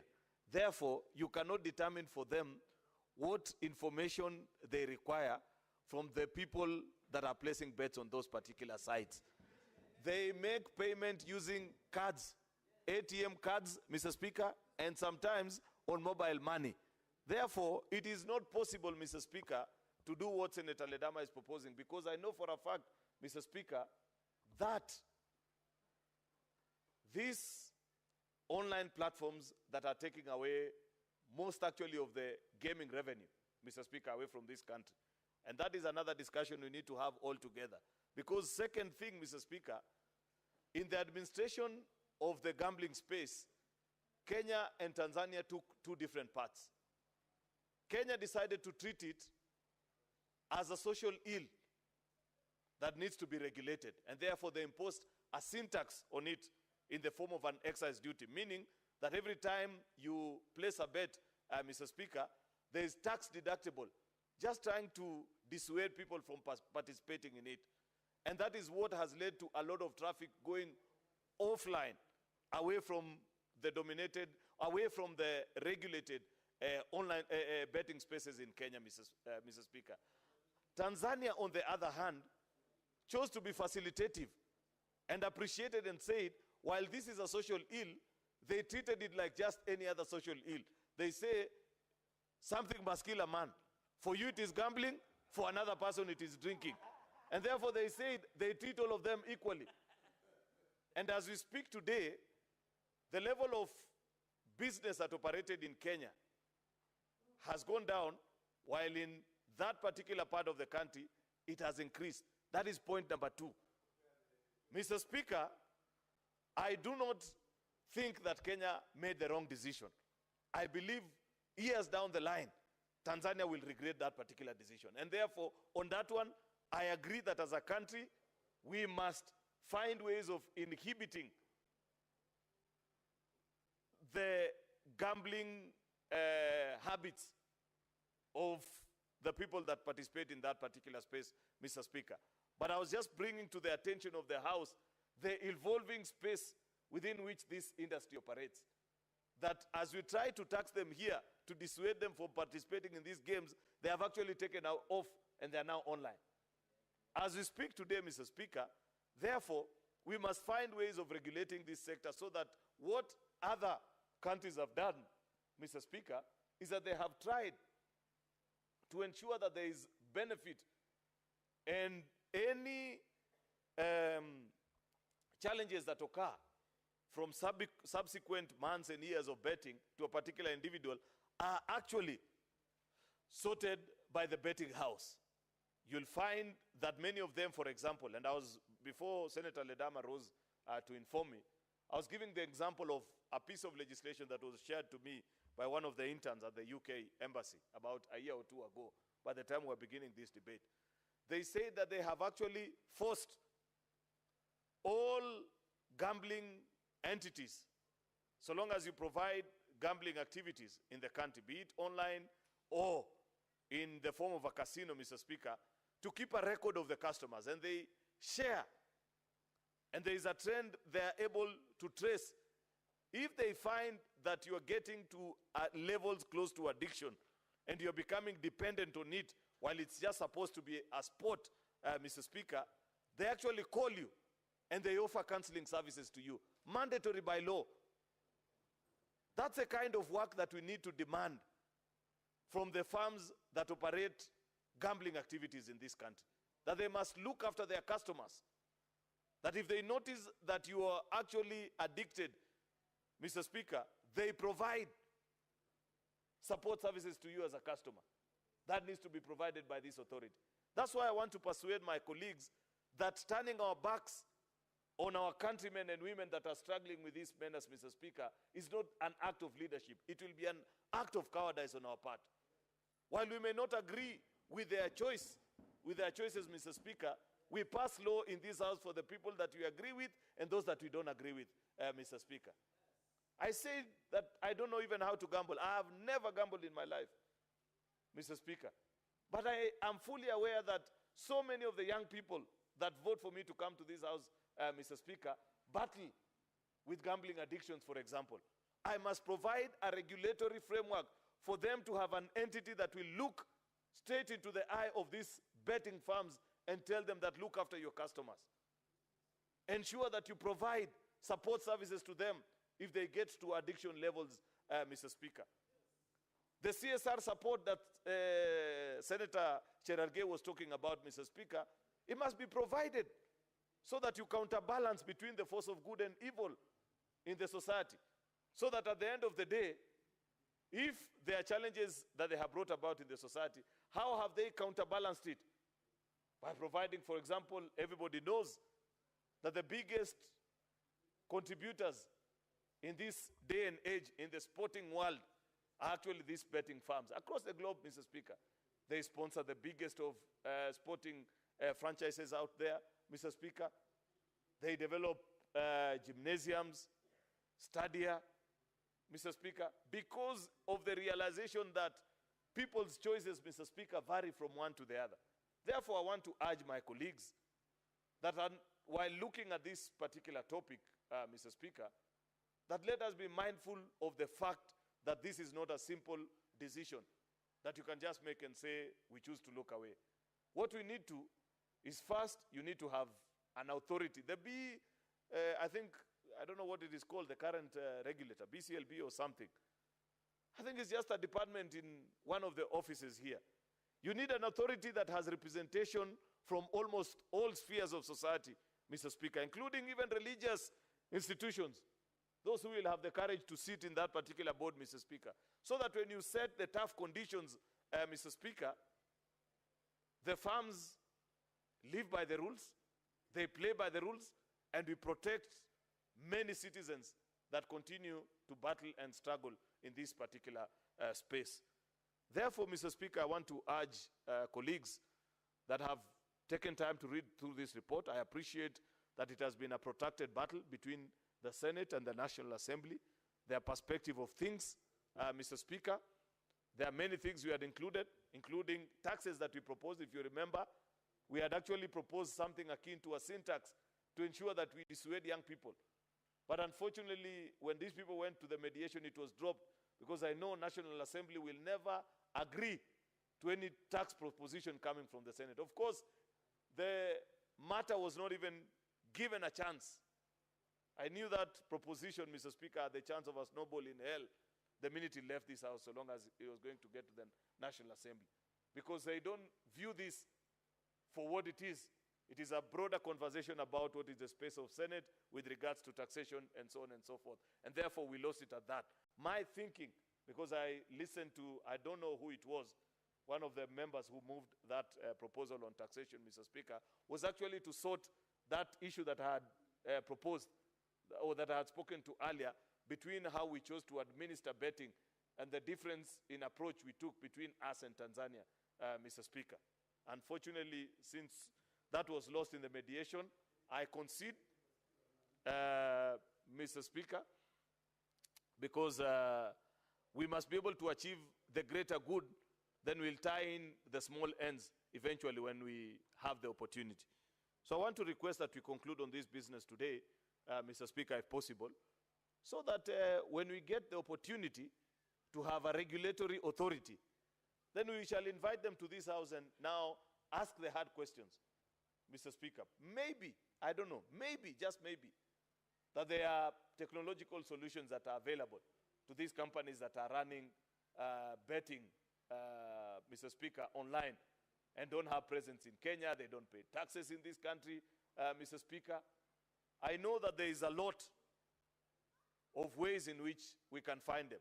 I know, for example, Senator Ledama, because earlier on you had asked me what might be the solution, is that you can force their bookmakers, because all these online betting firms rely on bookmakers that are actually regulated in countries that have even stronger regulations in this space than the Republic of Kenya, Mr. Speaker, to give us the odds so that you're able to establish how many transactions they made out of this country and what it is that they paid. Because now in this law, thanks to the mediated version of the report, even if we have no ways of finding and establishing, we shall continue to demand of them until such a time that we catch up with you.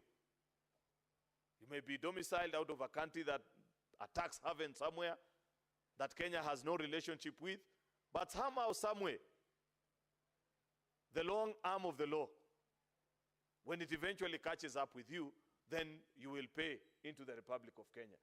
Therefore, I appreciate that proposition that has come from this committee to tax even those that are participating in the online space and have no physical space in offices in Kenya, Mr. Speaker.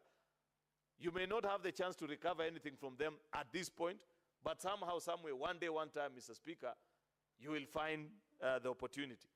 Lastly, Mr. Speaker, is to ask our colleagues, Mr. Speaker, to treat this matter with the urgency that is needed. Because listening to those that are opposed and supporting this, there's one point that we all agree, that this is a space that needs our urgent attention as policy makers, Mr. Speaker, so that we find a way. Senator Ledama is proposing that we create a city akin to Las Vegas, or the one for China is called what? Macau. But that will only work for those that operate on casinos, Mr. Speaker. What about those that participate on these in the online space? What will you do to them? Like I have said, there is no way of stopping them, Mr. Speaker. Therefore, I want to urge Senator Ledama that let's create the authority first, then the rest follows. With those many remarks, Mr. Speaker, I beg to support and thank the colleagues that did a lot of work in bringing this report before the House. I thank you. Thank you, Majority Leader. And it is good that you declared you've never participated in gambling. But I'm just wondering, is sending fare a gamble?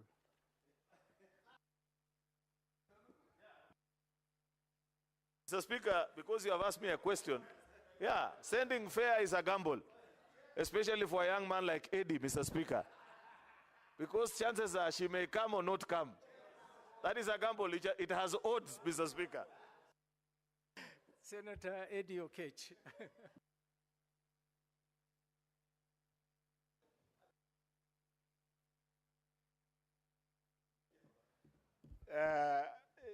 Mr. Speaker, I want to thank you so much for giving me this opportunity. You know, Mr. Speaker, for the first time I've seen a situation whereby you invite Senator Cheriot to give a comment on what the Speaker has said without ruling. And, Mr. Speaker, this issue of fare, I'm looking at the eye of the majority. He looks very, very annoyed when you raise the issue of fare, although he's smiling, but he's burning in the inside. It seems like his fare, he has gambled a lot with this fare to the extent that he wants, but on a more serious note, Mr. Speaker, let me just share a few ideas or thoughts on this gambling thing. And actually, Mr. Speaker, right from the start, I want to say that this is something I seriously oppose. And I totally oppose it for a variety of reasons. I was actually in the mediation team, and I was very clear that this is something that we should not even be able to entertain in our country. Because something like gambling, Mr. Speaker, happens in the context of a society. And every society have got different challenges with how gambling manifests in it.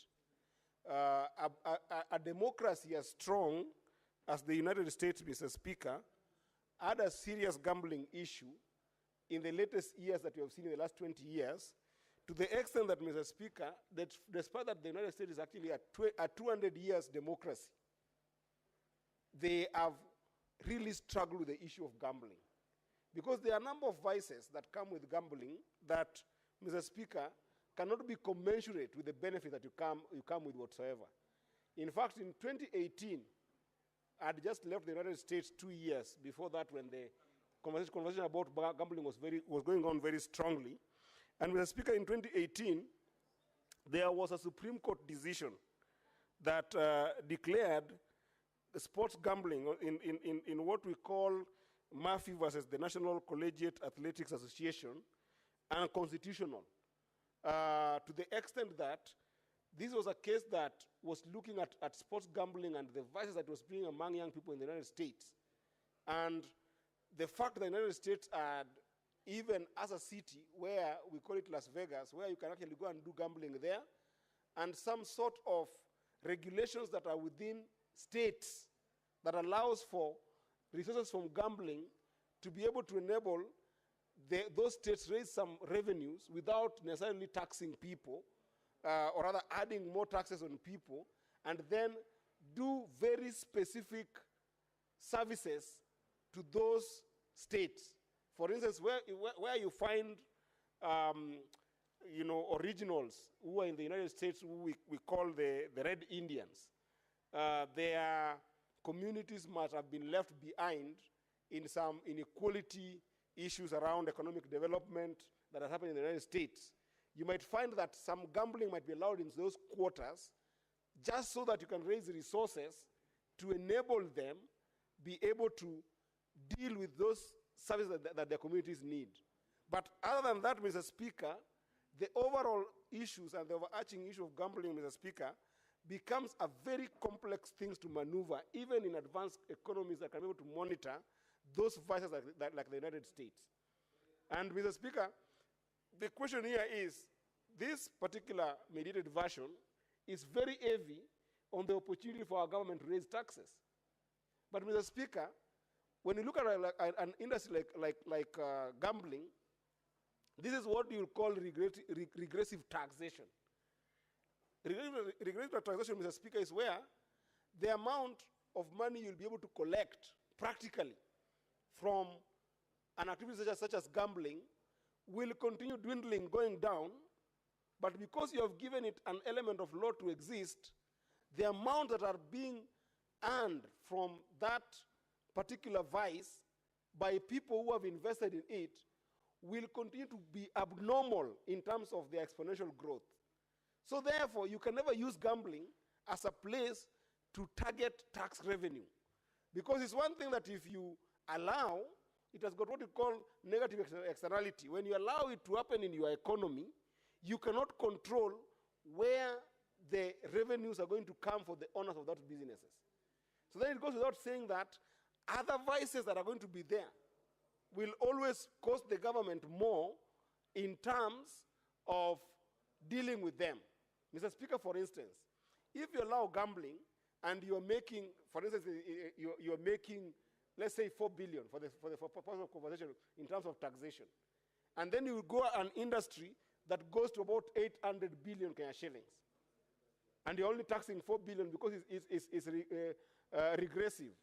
And then, while you're doing that, you find a society where young people are not employed, young people don't have technical ability to go to school because they are adapted in what we call compulsive gambling. Compulsive gambling is where other behaviors have developed in your entire population, where kids from secondary schools and primary schools start gambling behind the scenes in the black market. You don't have control because they can be able to afford mobile phones. You don't have control of their behavior. They start gambling. And then this is starting to impact their education, starting to impact their concentration in school, starting to impact their behavior in terms of even starting to steal from their parents to go and gamble. What about a society where the poorest people, who are not even in the middle class, are not going to start focusing on their work, but instead spending more time gambling? You see, this will have a ripple effect in the society when you look at their total productivity factor. Mr. Speaker, you yourself in your office employ a number of young people who have just come from college. If they get captured in gambling, and then after they've been captured in gambling, they don't pay attention to the work you've given them to do, what is the impact in their productivity to what they're supposed to do for you as a Speaker of the Senate? What will end up happening is that you will have this big impact, and that's what we call it compulsive gambling, in the sense that the negative effect in the society is so big that even if you are to collect a lot of taxes from it nominally, not in absolute terms, because in absolute terms, the money that's going to gambling is always going to be humongous. It's always going to be exponential compared to the money that you end up getting into the taxes. Now, why do we collect taxes, Mr. Speaker? We collect taxes so that we can be able to, as a government, provide services to our people. Now you're in a situation whereby, Mr. Speaker, you are competing between the money to give roads, the money to provide water, the money to provide affordable housing, the money to provide SHA, and then you now have this population of young people who have developed other vices, including mental disorder in the society, Mr. Speaker, that now as a government you must spend on. That's why we call it both a regressive tax. You're going to collect a relatively small amount of money compared to what is in that industry.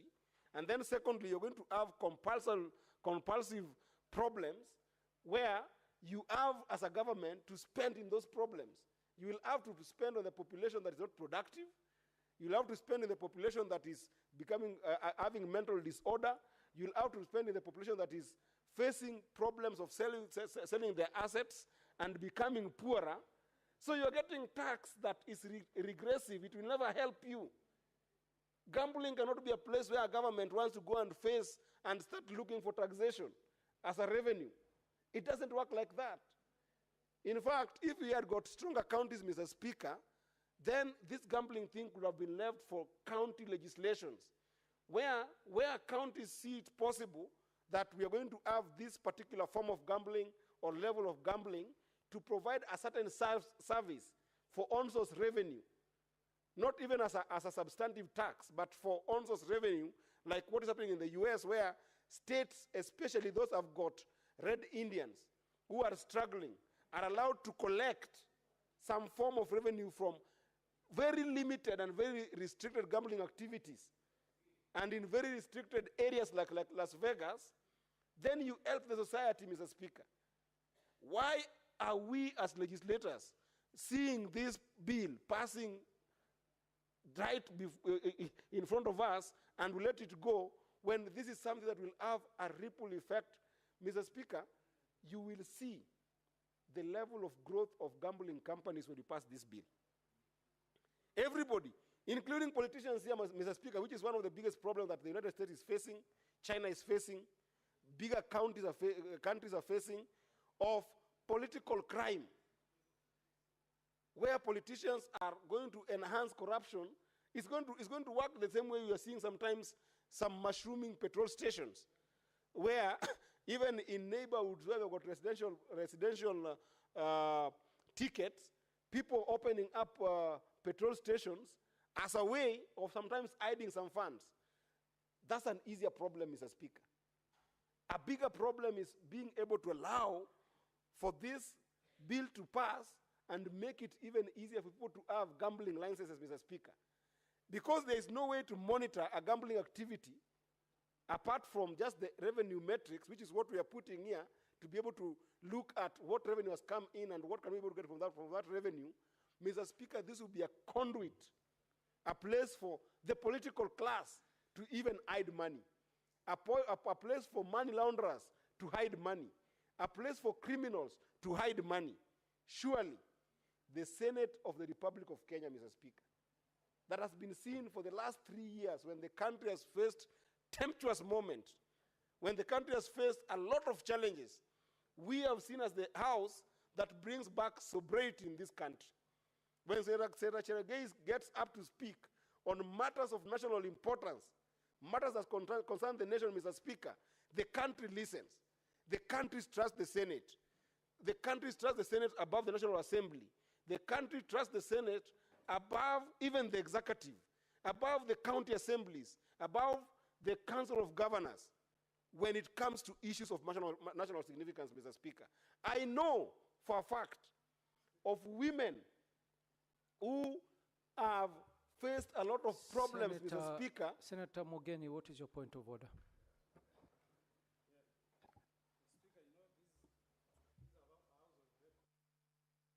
I've had my good friend, Senator of Migori, making some bad inference against other legislative houses, where he says that data existing shows that Kenyans don't trust the National Assembly, they don't trust our 47 county assemblies, they only trust the Senate. Is that factual, going by the contents of Standing Order number 105? We should not say things we cannot back by data.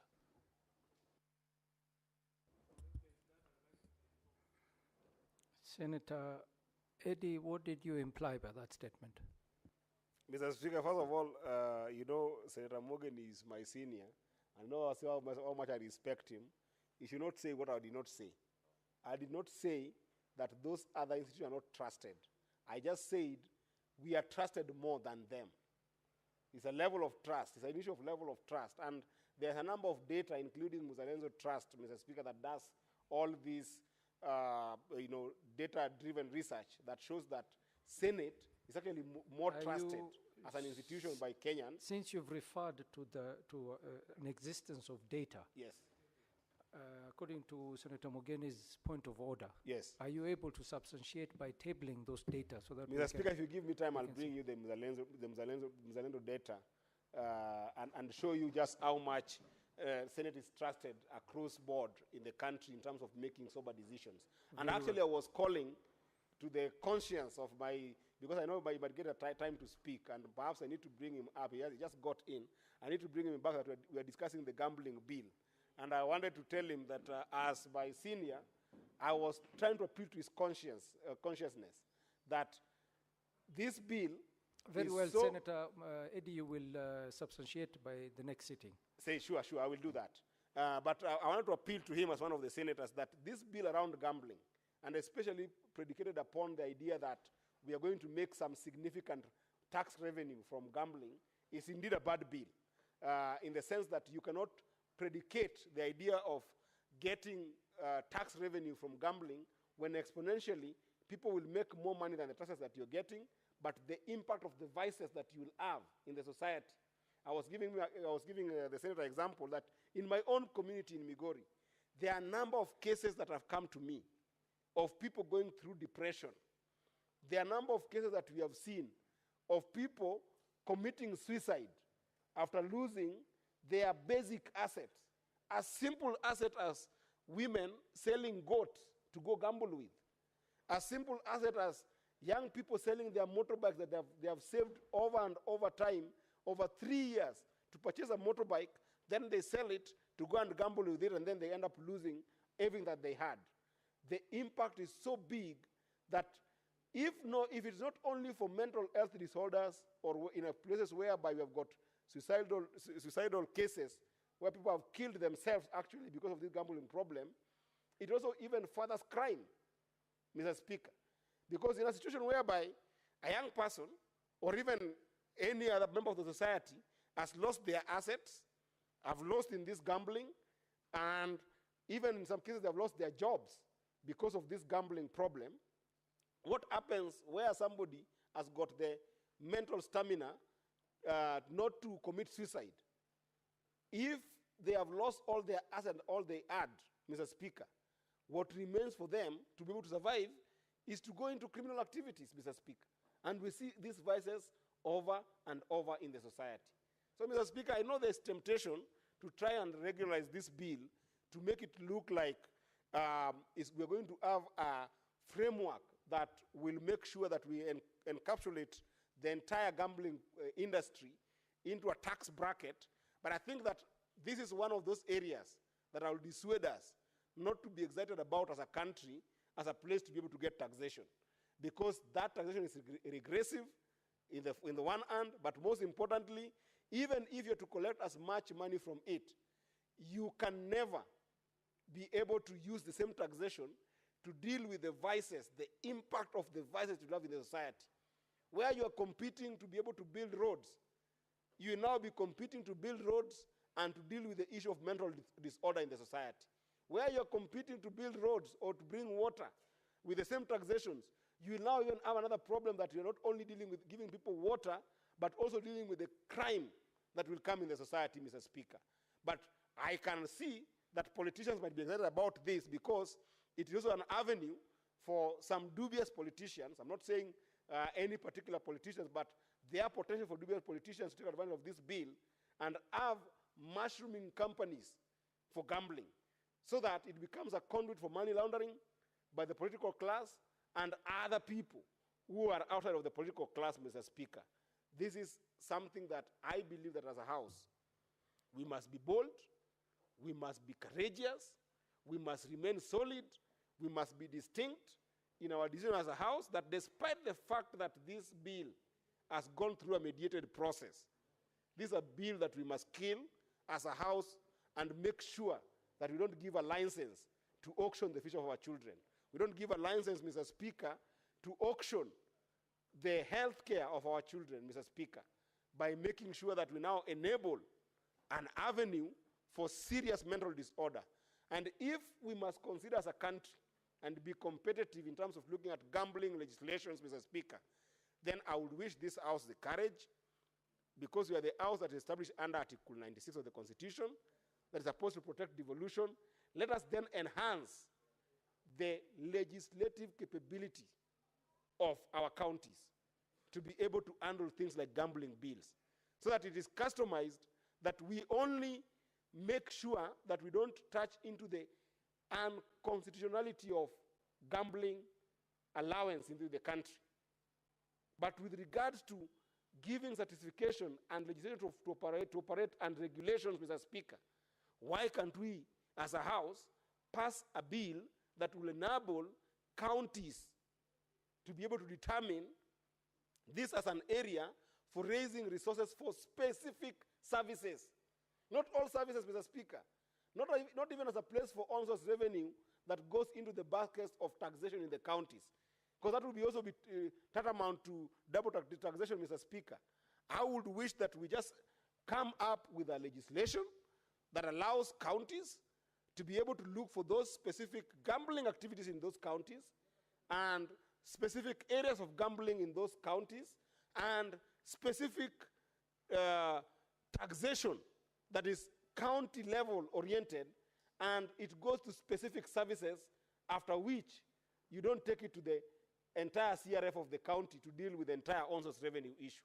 But as a national law, Mr. Speaker, I can assure you, having looked at the impact of gambling in countries that have made strides, countries that have got both the fortitude, not just the mental fortitude, but social fortitude to be able to deal with the vices of gambling, like the United States, like the countries in Europe, like in China, Mr. Speaker.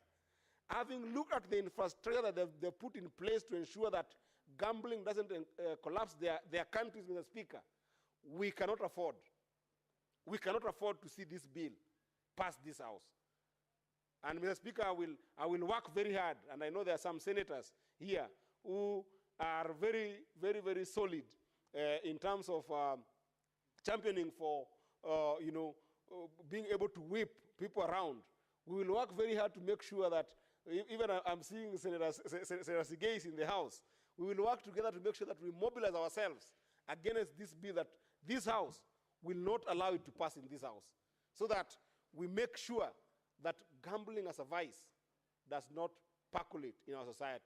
Otherwise, Mr. Speaker, you will start seeing with, these Gen Zs that we are now seeing not having employment opportunities, Mr. Speaker, they will find themselves that gambling is the only option that they must go to, and they're going into that gambling without money in it.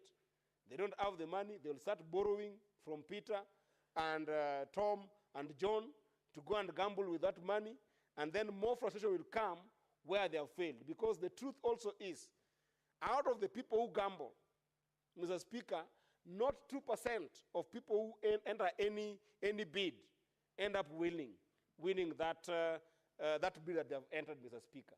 So it means that when you have got a swath of young people who don't have employment, a sort of young people who don't have economic opportunities, a sort of young people who don't have opportunity for income generation, you leave them into trouble, Mr. Speaker, by allowing them to have alternative as only gambling, Mr. Speaker. I strongly oppose this bill, and I hope that my fellow colleagues will join me in making sure that it doesn't pass this House. I thank you, Mr. Speaker.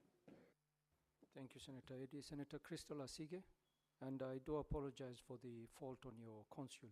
We were not able to see your name. Thank you very much, Speaker. I appreciate that, and for the opportunity to speak briefly on the mediated version of the Gambling Control Bill. Speaker, first of all, this bill came through our committee, where I sit as the vice chair, which is the Labour Committee. And when we were considering this bill before it even went to mediation, Speaker, I, as a member of that committee, opposed a lot of the provisions that are in this bill.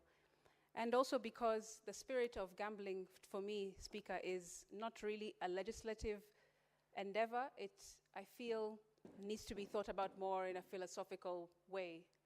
Speaker, across the world, you will see that, I mean, even this title, I find it to be a bit to be a bit of a juxtaposed kind of a title, because it says gambling control. I don't believe that you can control gambling. And the world over, Speaker, you will see that there are countries who have either allowed gambling to happen or have completely refused for it to happen in their economies. But those who have tried a middle ground, like we are trying right now, have not been able to control gambling, as it implies in this title of the bill. Speaker, I think that we need to remember that prevention is better than cure. And a lot of the time, I have seen in this House, as well as our twin house in the National Assembly, look at problems in our society as something that can be legislated in black and white. But unfortunately, there are a lot of gray areas when it comes to gambling. I like what the previous speaker has said, which is that gambling follows vices. And I believe, Speaker, that that is the case for us here in Kenya. Because if you look at any reports or any pieces of data or research, which I have because I have interacted with this bill before in our committee, you will see that gambling follows quite specific vices in this country. Gambling is always targeted to vices such as abuse of alcohol and drugs. Gambling will target those who have vices around addiction of some kind. Of course, sports, Speaker. It also follows vices such as pornography, which nobody has spoken about here, or I haven't heard anyone speaking about the same. This is what gambling companies will always target, especially those who are online. They will target people who are into entertainment or sports. They will target those who are into drugs and alcohol. They will target those with any kind of addiction. Mental health as well has been spoken about here. And they will target those who watch and enjoy porn. Mr. Speaker, there are reports as well that we saw when we were looking into this bill in our Labour Committee, which show that in Kenya, some of the highest usage of the internet lie in those very topics I have just mentioned. It's the top 10. In the top 10 are entertainment, sports, shopping, but in the top 3 is pornography. And Mr. Speaker, if we don't address these issues, the vices themselves, then we will never be able to control gambling. That is my fear, Speaker. And recently, in the last few months in this House, as I said, we keep legislating things that are the symptoms and not the actual core root of an issue. Recently, Speaker, we were trying to legislate around fundraising in churches and the like. And there are members in this House who actually said and opposed that bill because they said, how can you tax or try to regulate fundraising without looking at the reason why Kenyans feel like fundraising is their only hope to get through their problems? When somebody fundraises for a sick relative, we must not regulate the fundraising. We must ask, why does this person feel like the health system has failed them? When somebody is trying to fundraise, for example, for education or taking someone to university, you must not regulate that, but you must ask, why is this person feeling that the education system has failed them, and that's why they have to look into their family and friends and community to raise funds for education. Same principle for me, Speaker, lies here. Why are we trying to regulate gambling and try to put heavy restrictions or legislation on top of this issue rather than actually dealing with the root cause of why people are privy or prey or run prey to gambling, which is the things that I've mentioned before. I think those are the issues that we need to really sit and think about, not just as legislators, but as thinkers, Mr. Speaker, because that's why we are here. We are apparently the most brilliant minds in the country, and that's why we have been put here to represent our people. And if we cannot sit and think about the root cause of our issues as a country, rather than always treating the symptoms and slapping a piece of legislation on top of it, then we will never, ever control anything. Nonetheless, gambling is my opinion, Speaker. And even if we go ahead Senator Mungatana, Cherargei, and AD, please consult in low tones so that we can hear Senator Crystal. Proceed. Thank you for protecting me from the members who are consulting. This is a very emotive subject, and I'm sure that they are busy discussing my submission as I speak. Thank you very much, Speaker. I want to just underscore and re-emphasize that we need to think about the root cause, curing that, or preventing the root cause, rather than thinking about how to cure it with a piece of paper and regulations. Speaker, even as a creative, let me speak from the perspective of a creative. We recently, in the last financial bill of last year that was thwarted by protests across the country, Speaker, there was a provision or a proposal to start taxing creatives, the creative industry. And creatives came out in large numbers to say, how can you tax us or regulate us when you haven't created an environment for us to even thrive in the first place? What are you going to tax out of us? Creatives said. And Speaker, that same idea, I will take it not literally, but there are similarities from that to this, which is, why would you want to tax a base of people who clearly are showing symptoms of issues that we have not solved as society? Rather than solving them, we are punishing them for being unemployed, for being addicted to alcohol or drugs or pornography, whatever the case might be, when we haven't actually sat down as thinkers and the most brilliant minds in the country and looked at the research and actually engaged with evidence-based legislation to then realize that, hey, this may not be the actual, or it may not be a sustainable solution to just write a piece of legislation. We need to actually go down to the base, to the core, to the bottom line, which is, why are our people feeling the need to continue to gamble their lives, their assets, their dreams, their possessions away, instead of looking for earnest work, looking to cure their mental illness, looking to address their addictions, looking to stop watching pornography. Mr. Speaker, for me, that is something that is poignant, and I had laid it out very clearly when we looked into this bill in the Labour Committee. It's still the case now, even though there's mediated version, which has not really addressed that same question, which is maybe philosophical, but still has to be answered by somebody. And I would have hoped that this mediated version, or this committee, would have addressed those kinds of issues rather than slapping us with yet another piece of legislation which may never, ever solve our problem and never bring any kind of control to gambling. I thank you. Thank you, Senator. Senator Andrew Omtata.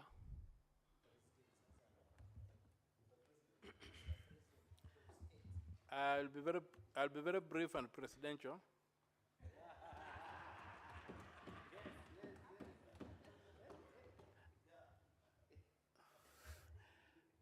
First of all, this is a bad bill. It is tackling a very, very technical area without any scientific study having preceded it. And that is why the problem is. The root cause of gambling is a misconception that it is a shortcut to making wealth. There's a shortcut to creating wealth. And in a country like Kenya now, where there is to make a shilling has become very difficult, you can see the way that this thing has mushroomed across. And maybe we may need to withdraw this bill, have a proper study on what is driving this issue, and then come up with scientific solutions. When I look through this bill, I don't see anything that is scientific about it, and I don't see any solution proffered. Yes, there's need for regulation, but by doing what? There's need for education, but by doing what? There's need for so many interventions, but by doing what?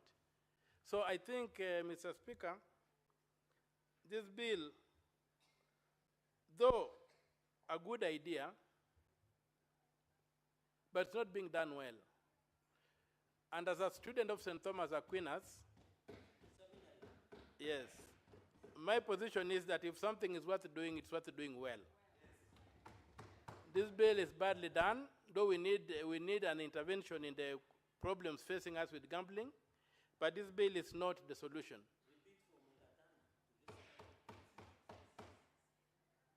Mr. Senator Mungatana did not support the bill. He recognized that there was a bill, but I didn't say he did not support it. He recognized that there was a bill. And for me, Mr. Speaker, in the absence of a serious study, we are really groping in the dark, and we are likely to make a bad situation worse, thinking that we are doing something to improve it.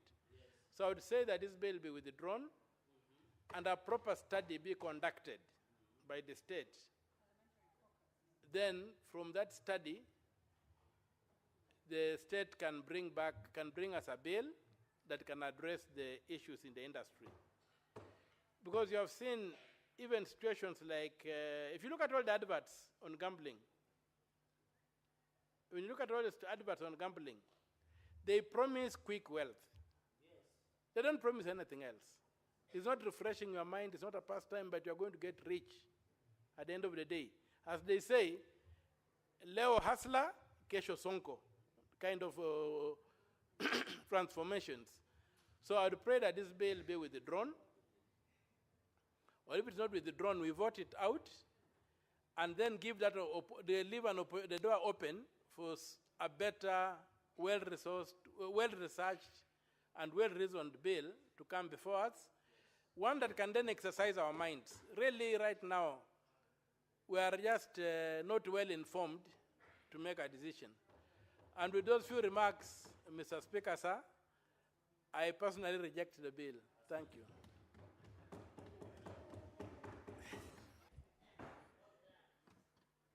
Honorable Senators, there being no other senators wishing to contribute, I call the mover to reply.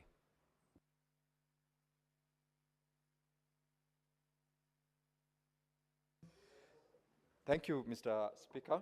I would like to appreciate the following colleagues who have contributed to this bill: Senator Cherargei, Senator Faki, Senator Mungatana, Senator Ledama Olekina, the majority leader of this House, Senator Aaron Cheriot, Senator Eddie Okech, Senator Crystal Asige, and last but not least, the Honorable Senator Okia Omtata.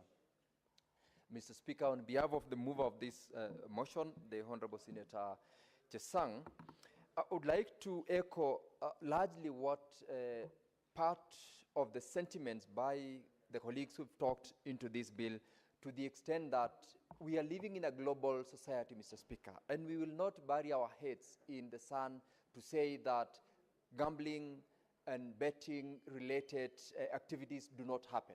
It might be a tall order to say we will largely manage to regulate the process, but Mr. Speaker, we must start from somewhere. And where we are is the beginning of that decision to try to regulate and to try to make it at least be something that we can speak about and regulate by making sure that this law passes. This law, Mr. Speaker, is not only about gambling. It's got so many other aspects in it. We are aware that we've got the National Lottery Act of 2023, that this law speaks to it. We've got so many other regulations. And what the amended version of this, or rather mediated version of this law, Mr. Speaker, is trying to achieve is to enhance. Mr. Speaker, could you kindly protect me from... Allow Senator Sigei to make his submissions. Thank you, Mr. Speaker, for that protection. You're distracting him. What I wanted to say, Mr. Speaker, is that what we are desiring to do in this mediated version of the bill is to ensure that we strengthen the penalties that are going to be meted upon those who, for instance, participate or be involved in activities gambling without the license.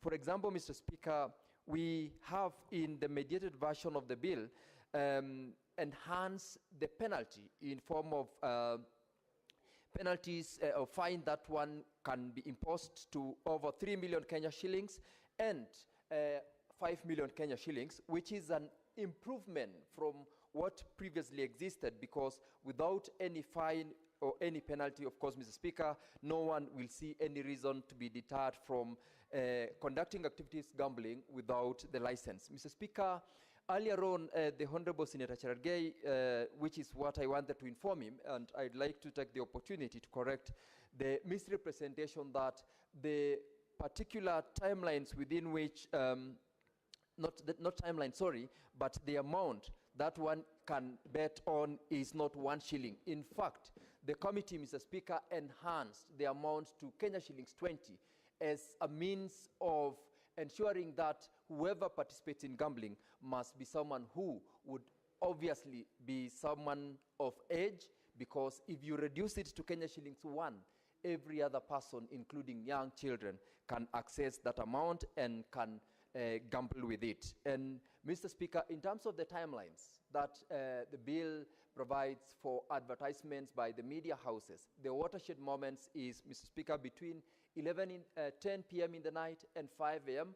That serves the purpose that the Honorable Senator Cherargei and the rest of my colleagues who said that we regulate, because if we don't do it, it's still going on, and we are living in a global society, Mr. Speaker, where although we would want to discourage as much as possible our young ones because of mental effects of gambling and also the consequences that comes with it, we cannot run away from the fact that this is a global thing that other regimes have attempted to regulate but have not been able to. This is an opportunity that we've gotten, and although we have not been able to ensure that we get to the right situation which members would have desired in terms of regulation, it is an attempt that going forward we have enacted a law that will give us a platform either to continuously improve that law so that we, at the end of the day, are able to speak to a regulated activity, which in this case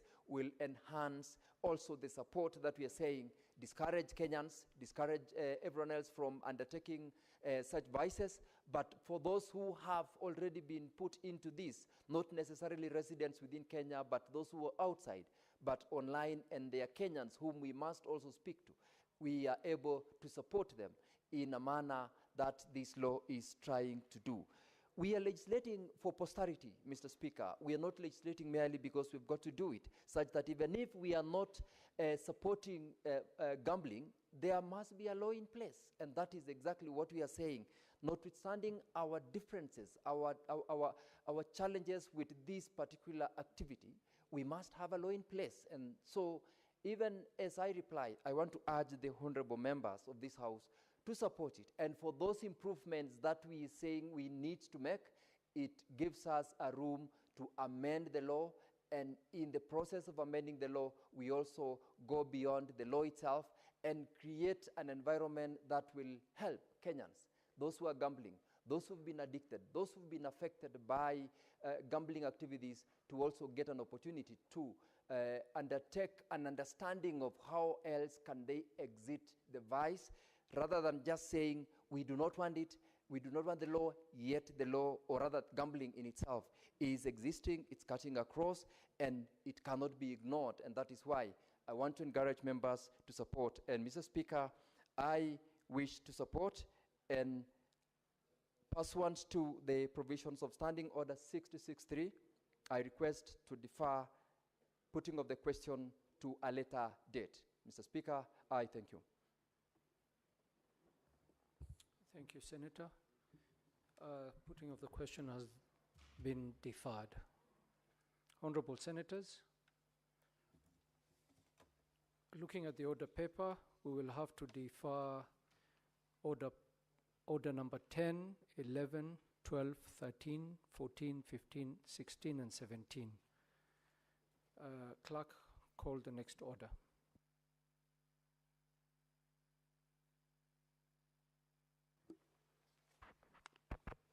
Order number 18, the county government's additional allocations. Number 2 bill, Senate Bills number 8 of 2025. Second reading, resumption of debate. Senator Mungatana, I think you were on the floor of the House when this matter was being debated. You have a remainder of 12 minutes to continue with your submission.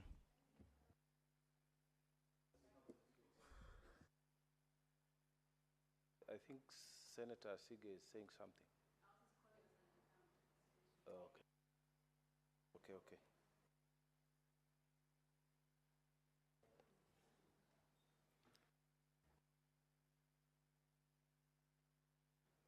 Thank you.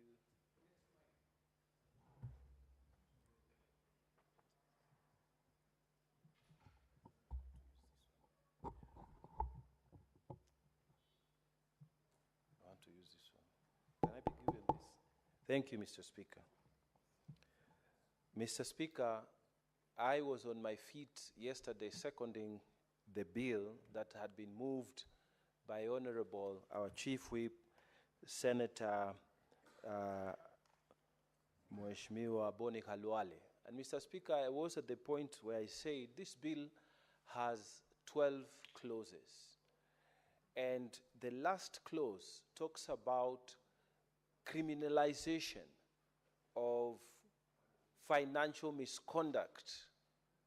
And this is criminalization of those officers who are told, Senate has given this schedule, and you are supposed to abide by this schedule so that the counties can get the money on time, and they don't do it, and they don't have any consequences. Mr. Speaker, I was saying, as I second this bill, that it is my hope and sincere hope that in this financial year that we are starting, when these violations are gross, then the responsible officers who delay the funding of counties, Mr. Speaker, who refuse to follow what the county, what the Senate has said as far as funding of county timeously is concerned, there will be criminal consequences for them as envisaged in this county government additional allocation bill that we are passing today. Mr. Speaker, those who are listening to me, they must know that in the Senate, we provide three main ways in which we fund county government activities. The first one is the equitable fund, the equitable share that comes to them. The second one is the equalization fund that we have passed, and we were debating it here yesterday, and we're waiting to vote on it. And this is the third one, where we pass the county government's additional allocations that are supposed to go to the county government. Mr. Speaker, in these additional allocations, we have two main categories. The first is the unconditional additional allocation. And these ones, the funds that come from the unconditional additional allocations to the counties, they come from revenues that have been collected from the courts and the court fines.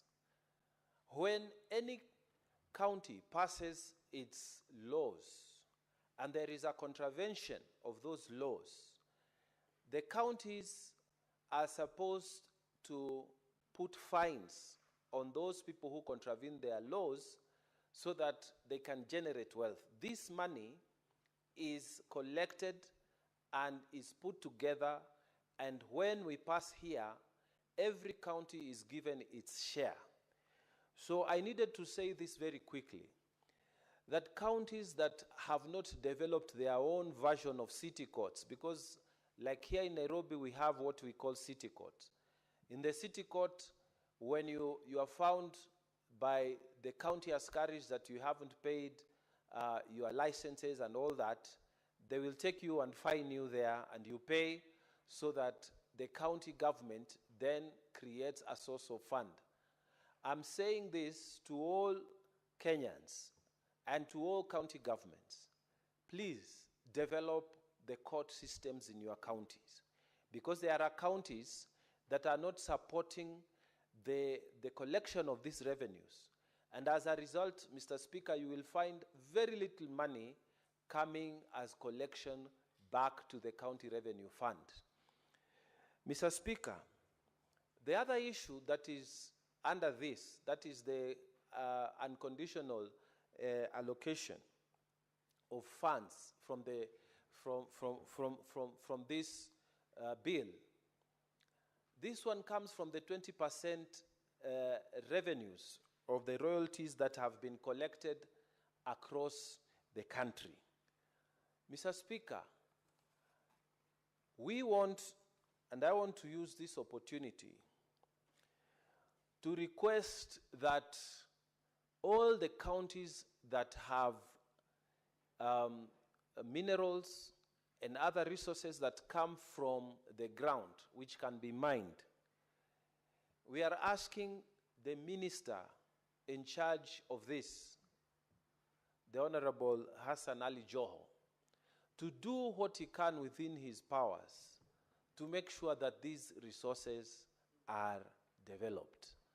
And I'm saying this, Mr. Speaker, because in Tana River County, for example, when the minister took over, he said that the gypsum mining in that county is not controlled, and he suspended everything. And Mr. Speaker, what that means is that there's no gypsum mining activities going on. Now, if the minister does not create a framework in which that mining can go on, then it means the royalties that we were expecting to get from this unconditional remittance of funds back to the county will be reduced. So I'm asking through this platform that you create the regulatory framework and help the people of Tana River to get back to that resource exploitation in an organized manner, because it was not very organized at the beginning, and that's why we supported your move to suspend the mining activities. But we want to go back, because this is one of the sources of unconditional transfers of monies back to the county. And Mr. Speaker, there is another problem at the Treasury, which we are asking the minister to also look at. Treasury, for a very long time, keeps on giving excuses when it comes to remittances of these 20% royalties back to counties. You will find that it becomes very difficult, for example, for Taita Taveta County, for Kwale County, even for Tana River County, to access the monies that are supposed to be coming from royalties. Mr. Speaker, even Kilifi County, these are the coastal counties that have mineral resources. And Mr. Speaker, you will find that Treasury continuously creates hurdle after hurdle. Even when we have passed it here in the Senate, and we are saying that the 20% mineral royalty share must come to the counties, they create hurdles and make it difficult for counties. Mr. Speaker, in this financial year 2025-2026, as we pass this law, we want to ask the Treasury, please do the right thing. Stop frustrating counties. When this schedule that we have passed, and it is passed and it becomes law, you should be able to obey it and give the counties what they deserve in terms of their funds. Mr. Speaker, I have said that these government additional allocations, they come through the unconditional, and number two, through the conditional grants that are supposed to come to the counties. Mr. Speaker, the conditional allocations that come to the counties are in two portions. The first portion is the conditional allocations that the national government gives to counties so that the share of the counties from the revenues of the government are accessed to these counties, so that although these monies have been allocated to the national government, they are actually transferred back to the to the county governments. Mr. Speaker, I wanted to urge that we treat this bill with the seriousness that it deserves, and we fast track it. Why I say this is because the national government will not release the monies to the counties that belong to money that was sent for doctors. The arrears of monies payable to doctors through the collective bargaining agreement, those who have not been paid, it is contained in this bill. That's why we need to hurry up and pass it. Mr. Speaker, the conditional allocation for the community health promoters, the CHPs, is also contained in this bill.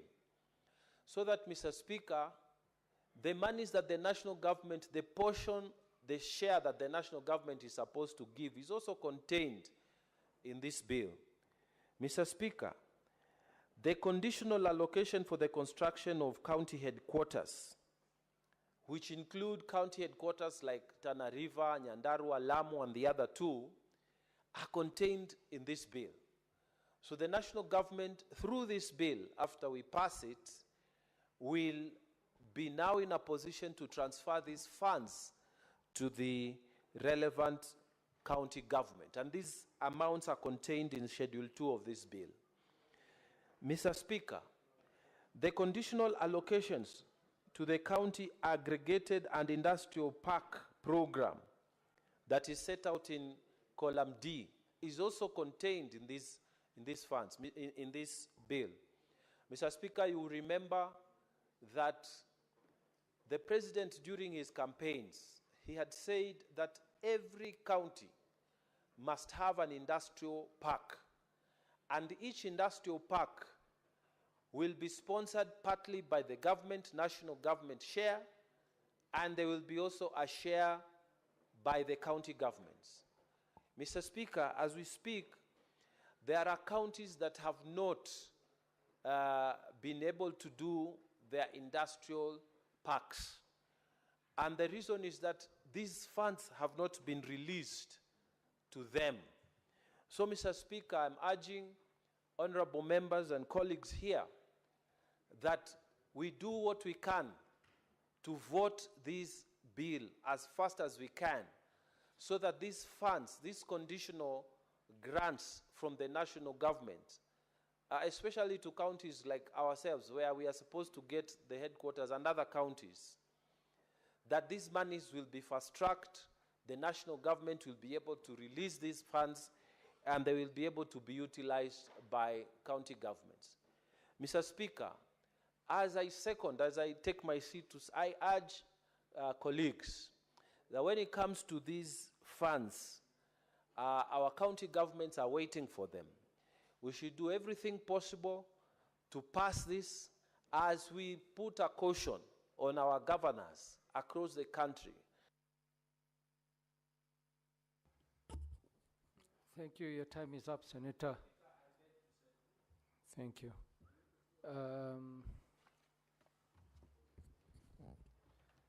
Honorable Senators,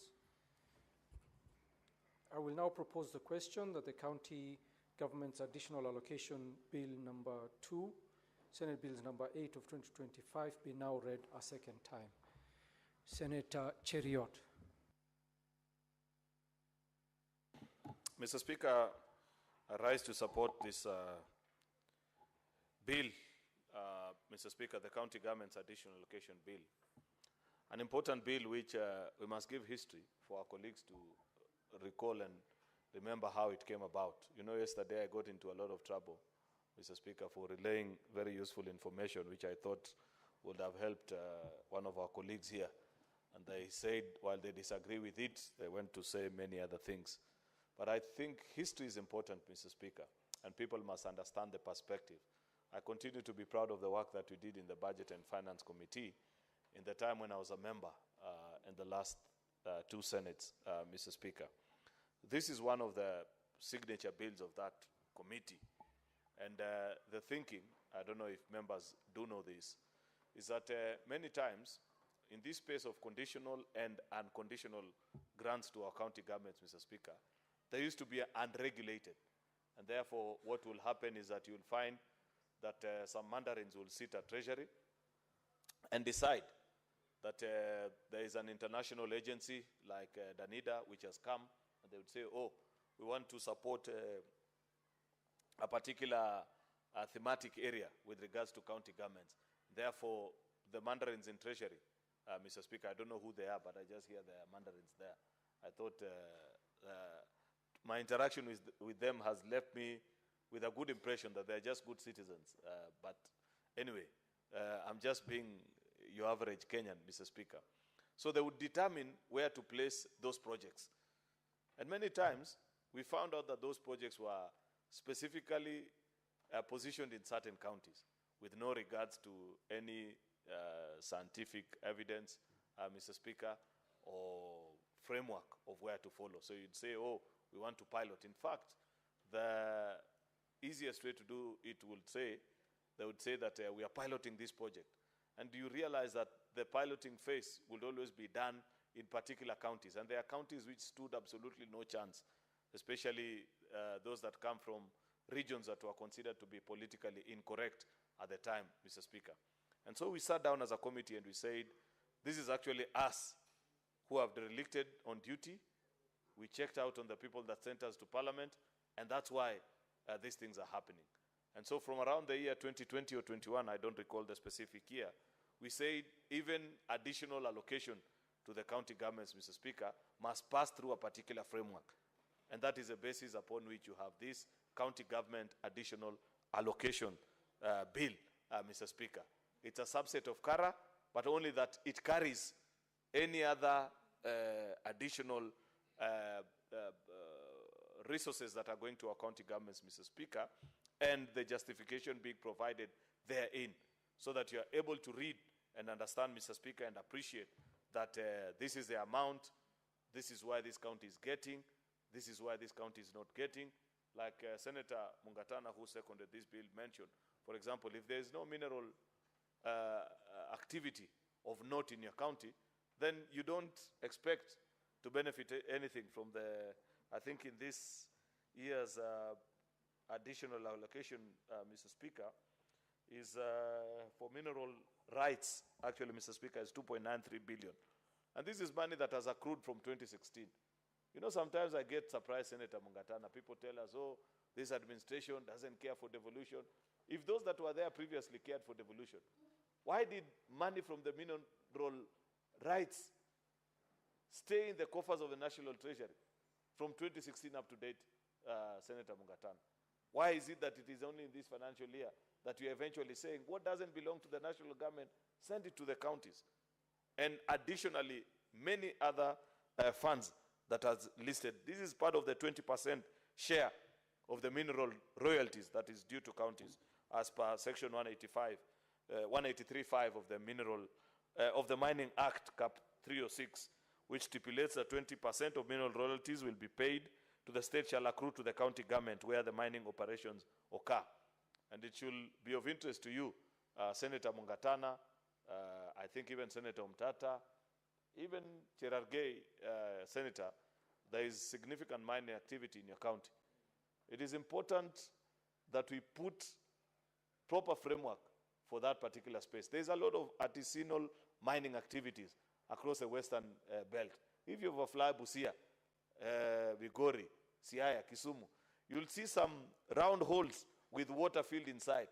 Then some young men will be running around there with sacks, trying to shake them the whole day and saying that eventually they will get some piece of gold. As leaders, we ought to be concerned and say we cannot allow our people to live like this 60 years after independence. And I appreciate Senator Boni Halwale doesn't mention this. Nowadays, he has conveniently forgotten, and he's not here. That initially, in his good days, before certain things happened which I'm yet to know, he would always remind us that the largest gold refinery ever built in the Republic of Kenya is being built in Ikolomani, not Kakamega, Ikolomani, where he comes from. But nonetheless, while that is being done, the same needs to be replicated across all our counties, actually, that have presence of minerals, Mr. Speaker, because this 20% from the mineral rights, Mr. Speaker, is a significant amount of money. And if we are able to grow that sector, Mr. Speaker, and ensure that it earns the country a significant amount, because it's not for lack of good amount of minerals, Mr. Speaker, that Mr. Speaker, that our country doesn't have a mature mining subsector. It is a fact that we have not created a proper regulation of that environment to attract investment. If you want to carry out significant, why all the serious players in the mining sector will never come to a country like Kenya, Mr. Speaker, is because of the difficulties that it will take. First of all, to secure community rights is a problem. Senator Eddie will show up with his sanguenas and say, oh, this land belongs to us. This man cannot mine until, I don't know, they do this. Then Cherargei will also come with his demands to the new investor. Until we get to a point of appreciating that no investor will come into our country where the laws don't protect them and therefore provide a clear path for them to recoup their investment, Mr. Speaker, we are never going to develop this particular sector. We must clean up the Mining Act, Mr. Speaker, so that we make it business friendly. We make it possible to attract the big players in the mining sector globally, Mr. Speaker. The minute they will appreciate and they will know that this is a country governed by the rule of law, and as an investor, my rights are protected, then they will invest here and they will be able to provide opportunity in terms of employment and even resources, Mr. Speaker, to both the county and the national government, Mr. Speaker. I was just speaking about that 20% share of the mineral rights because it's part and parcel of what our counties are benefiting from. It's only a paltry 2.9 billion shillings, Mr. Speaker. And like I've mentioned, this is a crude amount for a significant number of years, which tells you that if you want to know how much was paid as mineral royalties for the last, I don't know how many number of years, you just need to multiply that figure by 5 times. It gives you almost 15 billion shillings. I believe strongly that the country can earn upwards, perhaps even 10 times of that particular figure. And that is a challenge that we must pose to the new leadership at the helm of the Ministry of Mining. The Cabinet Secretary must give us a roadmap. You heard what Senator Mungatana said about gypsum, Mr. Speaker. That is actually driving up the cost of cement, because now people, the minute we banned the mining of gypsum locally, Mr. Speaker, people have to import from countries as far as Tanzania. And it's not that we don't have that raw material available in the country. It is just because we cannot agree on how to run that particular trade. How long does it take the Ministry of Mining to make the decision? You register. Those that have got sites sign up their contracts with their forwarding contracts with where they are taking those minerals, Mr. Speaker. If we continue to take the length of time that you are taking to make those decisions, no investor will invest in this particular sector. The bill in total, Mr. Speaker, distributes close to 70 billion across our counties, Mr. Speaker, which includes even money in form of court fines, Mr. Speaker, which is 9.95, actually 9.9, I'm struggling to get the exact figure. Oh yeah, the 2.95 actually is from court fines and mineral royalties.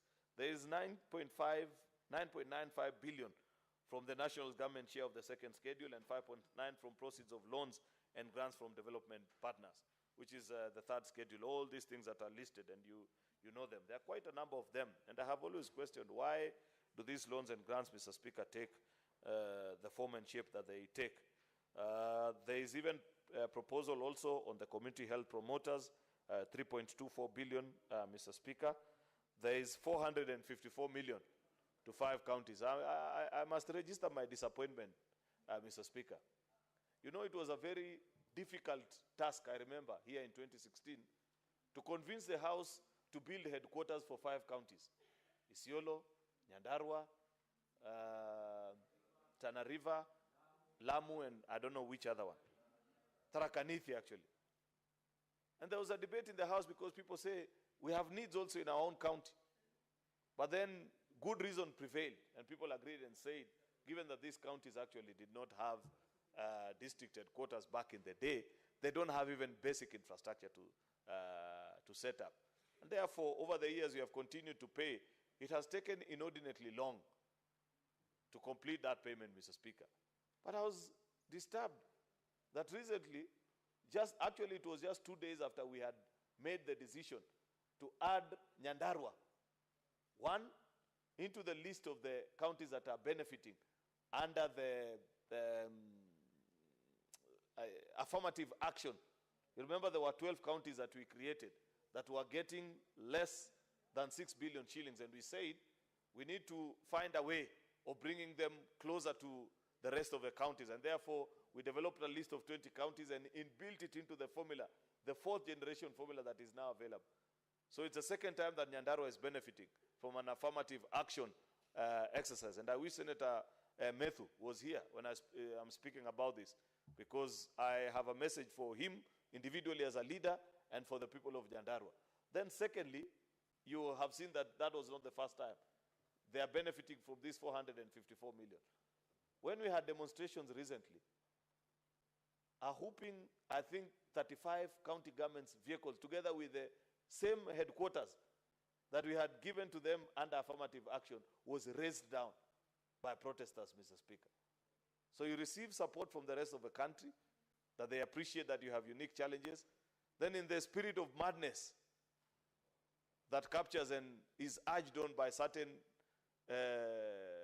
lost characters, Mr. Speaker, clever by half fools who think that by inciting young people to burn around their country, they'll pass a message of dissatisfaction, you burn the entire building together with 40 vehicles. That was really unfortunate, Mr. Speaker. Yet, these are part of the resources that we are distributing. There's also money to KIPES. You remember there are counties that had not benefited equally. This is the 250 share contribution. I am not sure, and the Vice Chair is here of Budget and Finance Committee. I'm not sure whether this 4.5 billion now clears the list of the remaining counties. Because remember last financial year, I think about 30 counties benefited, and there were 17 that were to benefit, Mr. Speaker. It is my hope and assumption that now we will complete that business, because there are counties where the contractor has done significant amount of work, but they cannot move beyond where they have reached because the counties have exhausted their counterpart funding. Remember, the county governments were to contribute 250, and the national government was to give another 450. So it is my hope that those 18 counties that had been left behind, actually I've seen it in paragraph 22 of the report, that those 18 counties that were remaining, I was saying that because I know Kericho was part of the 18 counties, that this is actually money to those 18 counties. There is also, Mr. Speaker, funds that are being allocated, and these are the various programs. Senator Manzo and my colleagues, we have to do something about these various donor-funded projects in our county. If we don't keep an eye, Senator Mtata, and we continue to have, now in this list, there are about 10 different programs that are being implemented by donor agencies in our counties, some by grants and some by even loans. They come with unique propositions. You can only do this, use these funds to do particular programs. If we don't keep a keen eye, then you'll get to a point where you will lose track of the number of programs actually that are being run in your own county, and that fund will be misused. For example, when the first one of the slum upgrade program came about, you remember what many county governments did? They went to the nearest slum that is possible and gave contractors who did not know even how to lay a centimeter of tarmac. But because they had finally been granted an opportunity to lay tarmac in the name of upgrading a slum, Mr. Speaker, some even mixed dust with black waste oil and burnt it on the road, saying that there's a new tarmac road that has been built here. Within a few months of the long rains, for those of us that come from areas where there is long rains, the whole supposedly quote-unquote tarmac had been washed away because of programs that are conceptualized here in Nairobi by people in treasury, people who sit in high offices in the form of donors, Mr. Speaker, and they want to work directly with our counties with very little involvement in the Senate. The members of the Budget and Finance Committee, Senator Tabitha, you're here as a vice chair, you will have let down the country if you don't call to order the treasury to give you, one, the feasibility studies that are done across all the 47 counties before signing up for all these programs that are listed here, and the justification why this program needs to run in our counties. I'd rather, Mr. Speaker, because part of the reason why Kenyans chose devolution in 2010, Mr. Speaker, they chose self-governance. I'd rather we put those funds in the hands of our county governments and let the people decide through their representatives in the county assembly and the governors that they elect on what are their priority areas. If you read this report by our colleagues, from paragraph 27, there is Sijui Aquaculture Business Development Program, 200 million. IDA, this is World Bank, and on this thing they call FLOCA, Financially Locally Led Climate Action Program. I don't know how much, 121 million. There's another one by IDA, part of the FLOCA, a grant of 6.2 billion. You know, there is KFW, German Development Corporation, also on FLOCA, 1.2 billion with 16 counties. No direction specifically on how those 16 counties were agreed upon. There's another one for Food System Resilience Program. It is funded by IDA. This is the development agency of the World Bank, 3.2 billion. Drought Resilient Program for Northern Kenya by the German Development Bank, KFW, 1.28 billion. Second, this one that I'm talking about, Kenya Devolution Support Program. One is a grant of 1.762 to all the 47 counties and others. Then there is a Kenya Devolution Support Program Phase 2. This one now is not a grant, 13 billion shillings. Kenya Livestock Commercialization, Kenya Urban Support Program, Kenya Urban Support Program. I think all the way there is the need for primary health, water and sanitation. You know, Kenya Informal Settlement Improvement Program, 1 billion Kenya shillings. Kenya Informal, this is the one that I mentioned earlier, by World Bank, 840 million. About 20 different programs that are being run. But if you ask the members of Budget and Finance Committee to explain to us as a house, what was the conceptualization of this program? What is the justification that are county specific to ensure that each and every county provided sufficient justification to say we need to do some climate action. We need to improve our livestock. We need to improve, Mr. Speaker, our informal settlement. Some counties, like where I come from, and even this Senator Cherargei, there is nothing of significance that you can call a slum. 2, 3, or 4, 500 people living in some former settlement at a corner in the county does not qualify and does not pass for an informal settlement. That money can be put to more prudent use. I wish we had turned those resources into agriculture farm support program so that we support either our tea or our sugarcane farmers. We'll get more value out of it as a country and as a county, Mr. Speaker. Therefore, these programs, unless there is proper justification that is provided to us here in the Senate, as a custodian of the interest of county governments and its people, Mr. Speaker, we need to make a decision before the next financial year. We can let these ones pass because we have already made a decision about it, but there needs to be a better, Mr. Speaker, administration of this space. And maybe at the next joint retreat of the House, Mr. Speaker, we can invite the partners that are running all these programs to explain to us and help us appreciate what is their thinking so that we equally share our feedback with them. I don't want to take long than that, Mr. Speaker, because I know many of you want to speak on this topic, but I register my appreciation with the industry of the committee and request that we support them and conclude on this very important piece of legislation. I thank you, Mr. Speaker. Thank you, Senator Aaron Cheriot. I'll call upon Senator Samson Cherargei.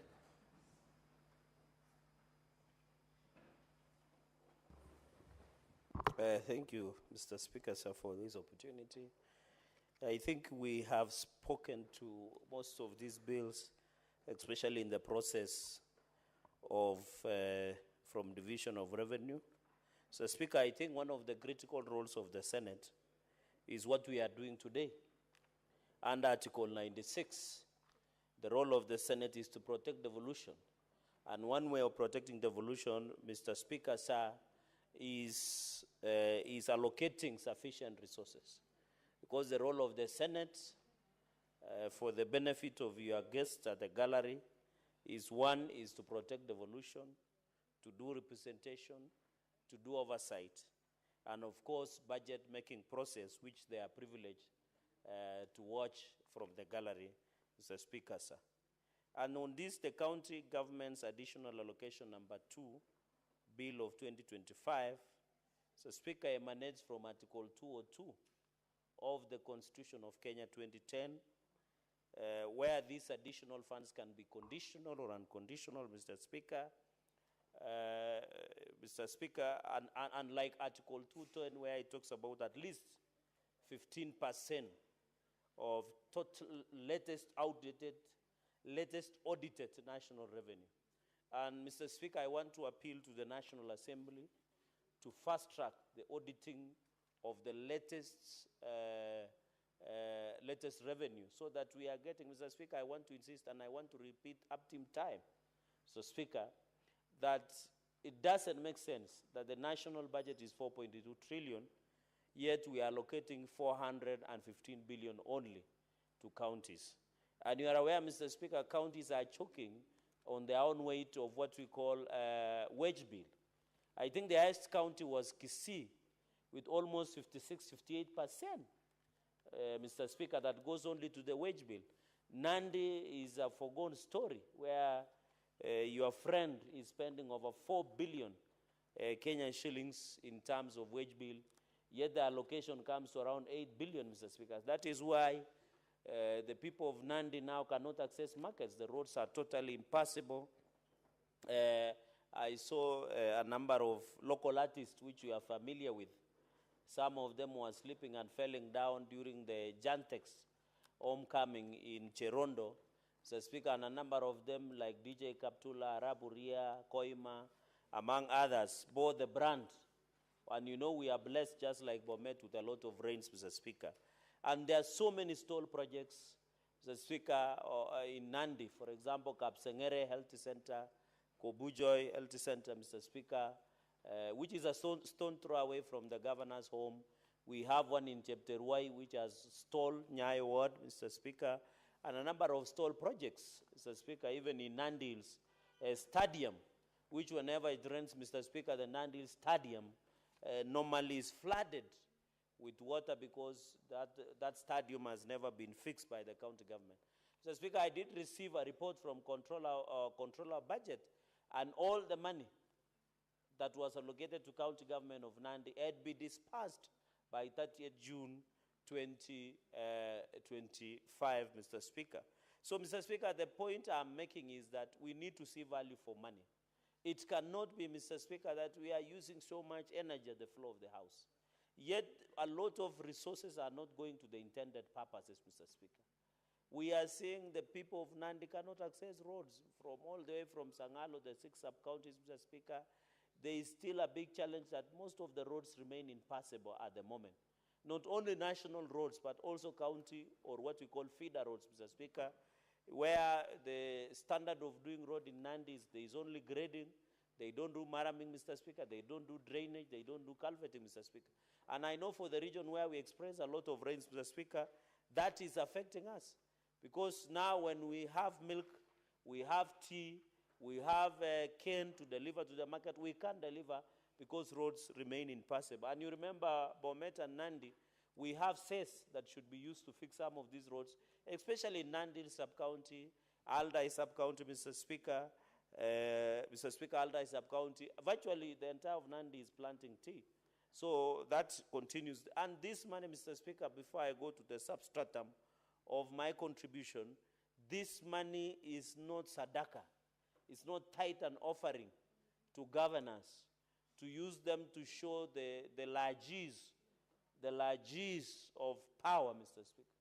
Mr. Speaker, it is very embarrassing that as we speak today, Mr. Speaker, there are people who are assigned to carry governor's seat or even toilets around, Mr. Speaker, for the comfort of the governor.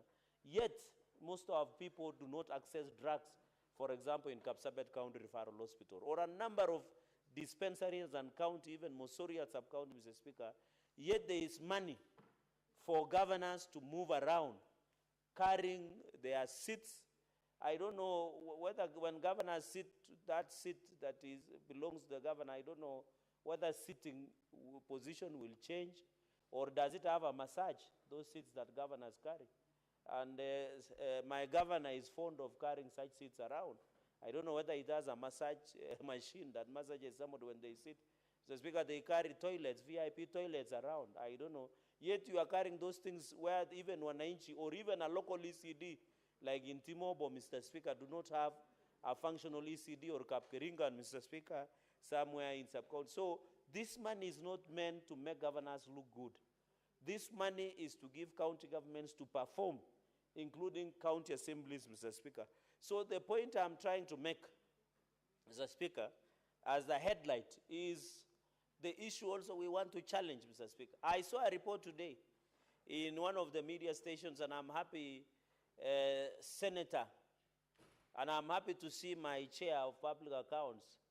He has been as rare as a snowball in hell in this house, Mr. Speaker, but it's good to see me. Yes, Mr. Speaker.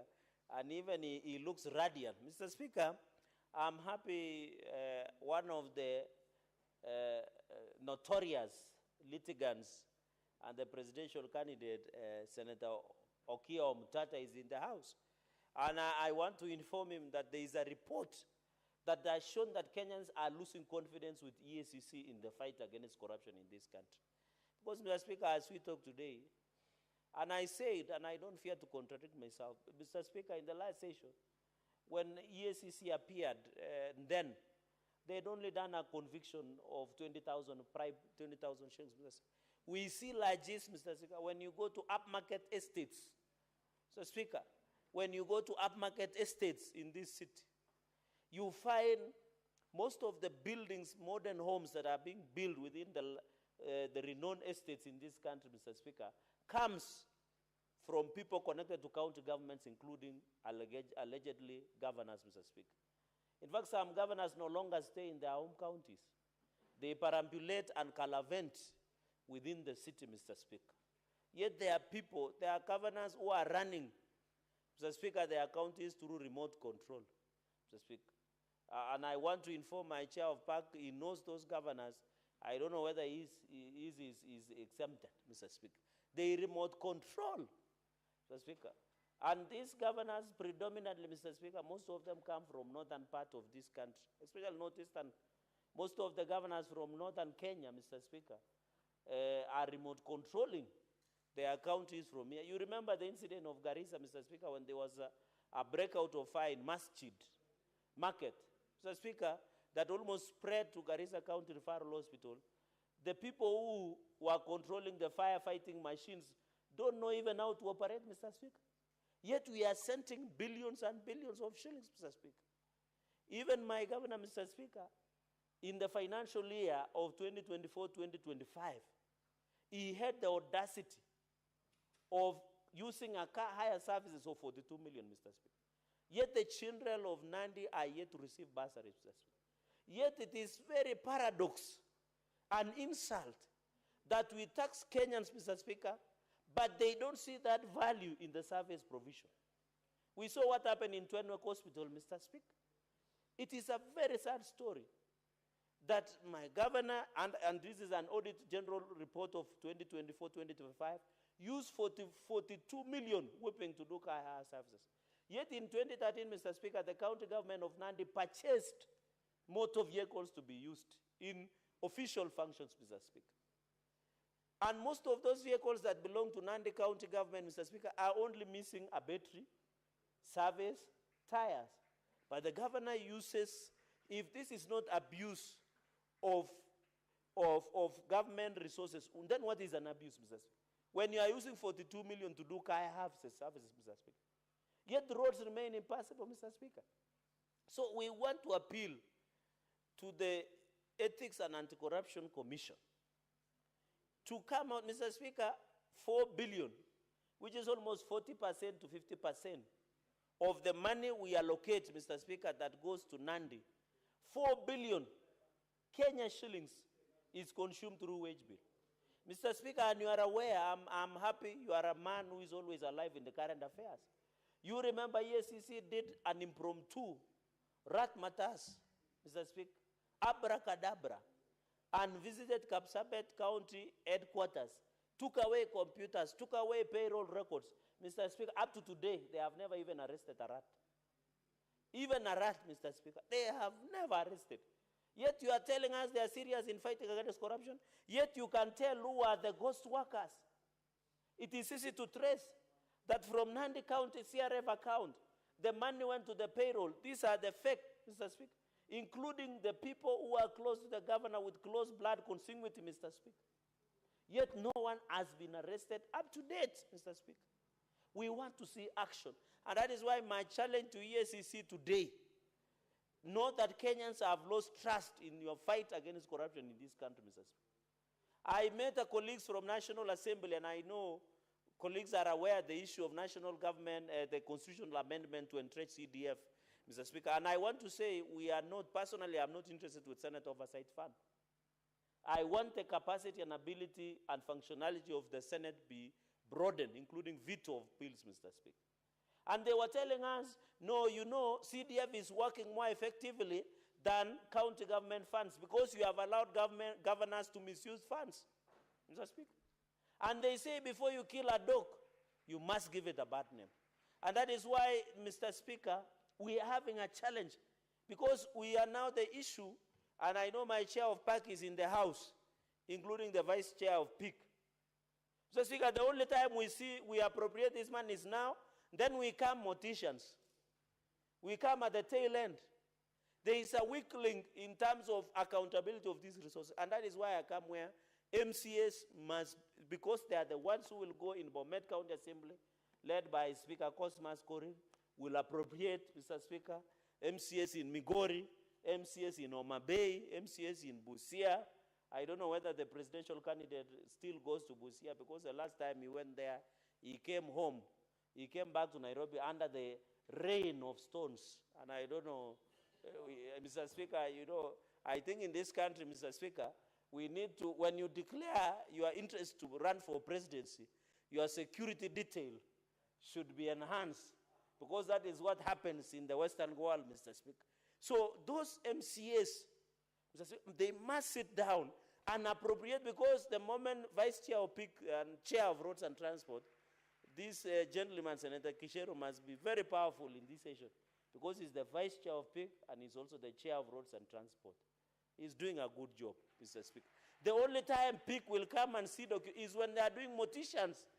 My chair, Senator Moses Kajwang, one of the ranking members, Mr. Speaker, and in fact, in future going, the way the senators of United States of America, when you are ranking, I think Senator Kajwang should be, the E-seat should be marked ranking member. Mr. Speaker, he knows the only time we come and interact with the issues of Nandi is when we are doing a post-mortem. We are now morticians. We can't salvage anything. Even when I'm talking about car hire services of 42 million, those guys have been paid. If we wanted to ask whether that money is prudent or not, how will we ask, Mr. Speaker? Even the investigation that is ongoing in Bomet, these people come at the tail end as morticians. There is nothing you can do. We'll just diagnose and say this is, and PIC just will write a report, the Public Investment Committee of the Senate, they will table a report. We'll make a recommendation.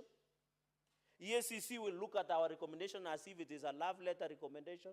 They'll just look at it as it's a flowers we are giving to them. They will ignore. And that is why I want to appeal to Kenyans, Mr. Speaker, the sad reality. And Kenyans must accept this. The much Parliament can do is to recommend. You know, whenever I walk, I was in Kapchepsir, I was in Naldai, I was in Mosop over the last weekend, Mr. Speaker.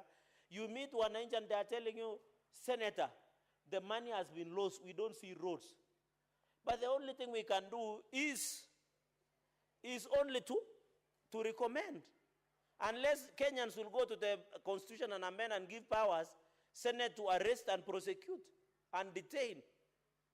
Maybe that one will be resolved, Mr. Speaker. So, Mr. Speaker, on another issue of additional funds, and I want to issue on the issue of royal mandaries, I know Senator Eddie also has minerals we are getting 55 million. But the sad reality, I want to challenge the Committee on Finance and Budget, Mr. Speaker, led by able Vice Chair, Senator Mutinda, and I saw her, I don't know whether Karen Yam was with the president in Nairobi tour.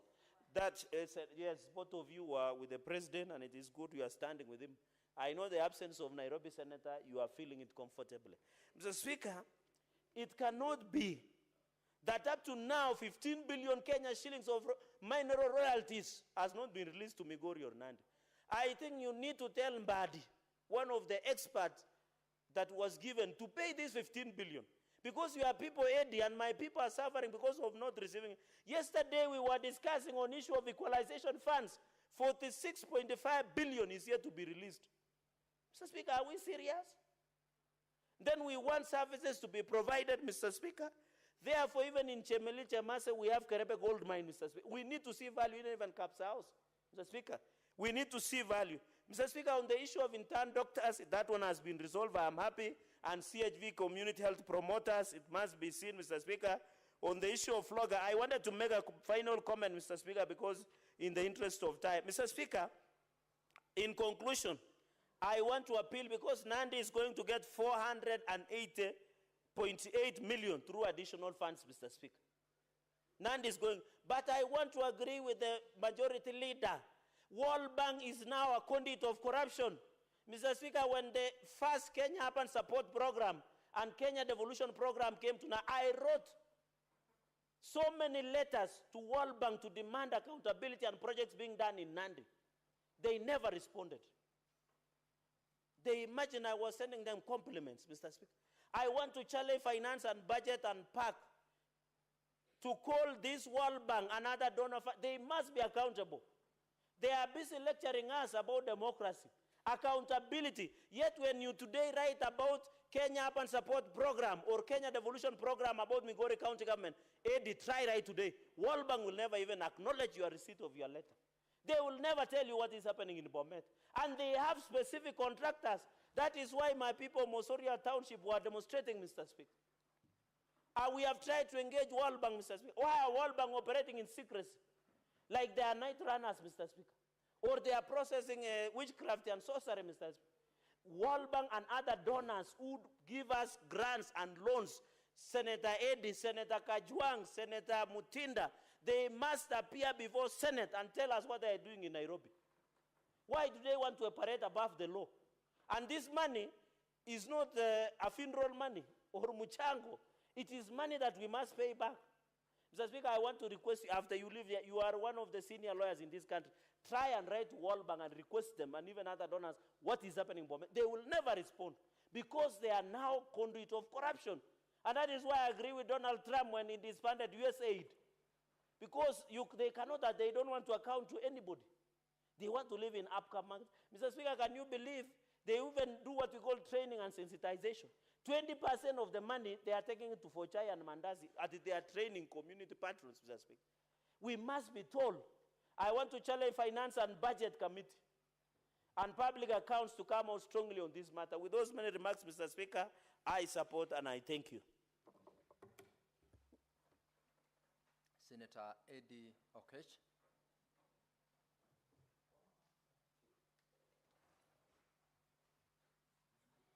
Thank you, Mr. Speaker. We are progressing well as a Senate. And I wanted to appreciate that, Mr. Speaker, even as I get up and right away, support this bill before us, the county government's additional allocation bill. Mr. Speaker, this bill comes in the backdrop of the division bill, the revenue division bill that we just passed between national government and the county governments. The Speaker, I had the pleasure of being part of the team that mediated the revenue division bill that we passed through, the vertical share between national government and the county government. And Mr. Speaker, you know very well that that is the substantive and the mainstream budgetary bill that we pass in this House, basically to look at the money that are going to the counties, Mr. Speaker. And from that bill alone, we managed as a House to push initially the county government had been proposed to get on that bill 387 last year, which is what they got, and the national government had proposed to give them 405 billion, which we managed as a House to push to 415 billion as a mainstay legislation that gives counties money. Mr. Speaker, it should be noted to the public that this is a follow-up to that, because Article 202 of the Constitution, sub-Article 2, requires, and we had a premonition, the situation where that mainstay documentation of sharing revenue, we could share revenue with county governments, between county governments and national government, and then perhaps there could be more money required to do more functions. And Mr. Speaker, you know these functions could be affected by in two ways. Either under Schedule 4, where a function has been given to counties and there is less money following them, which is the fight we have been fighting in this House, especially because most of these functions are naturally not costed. And we need to cost these functions to make sure that we have got the right metrics and the right calculus that can be able to ensure that national government functions are run within the amount of money that they need, just as the county functions.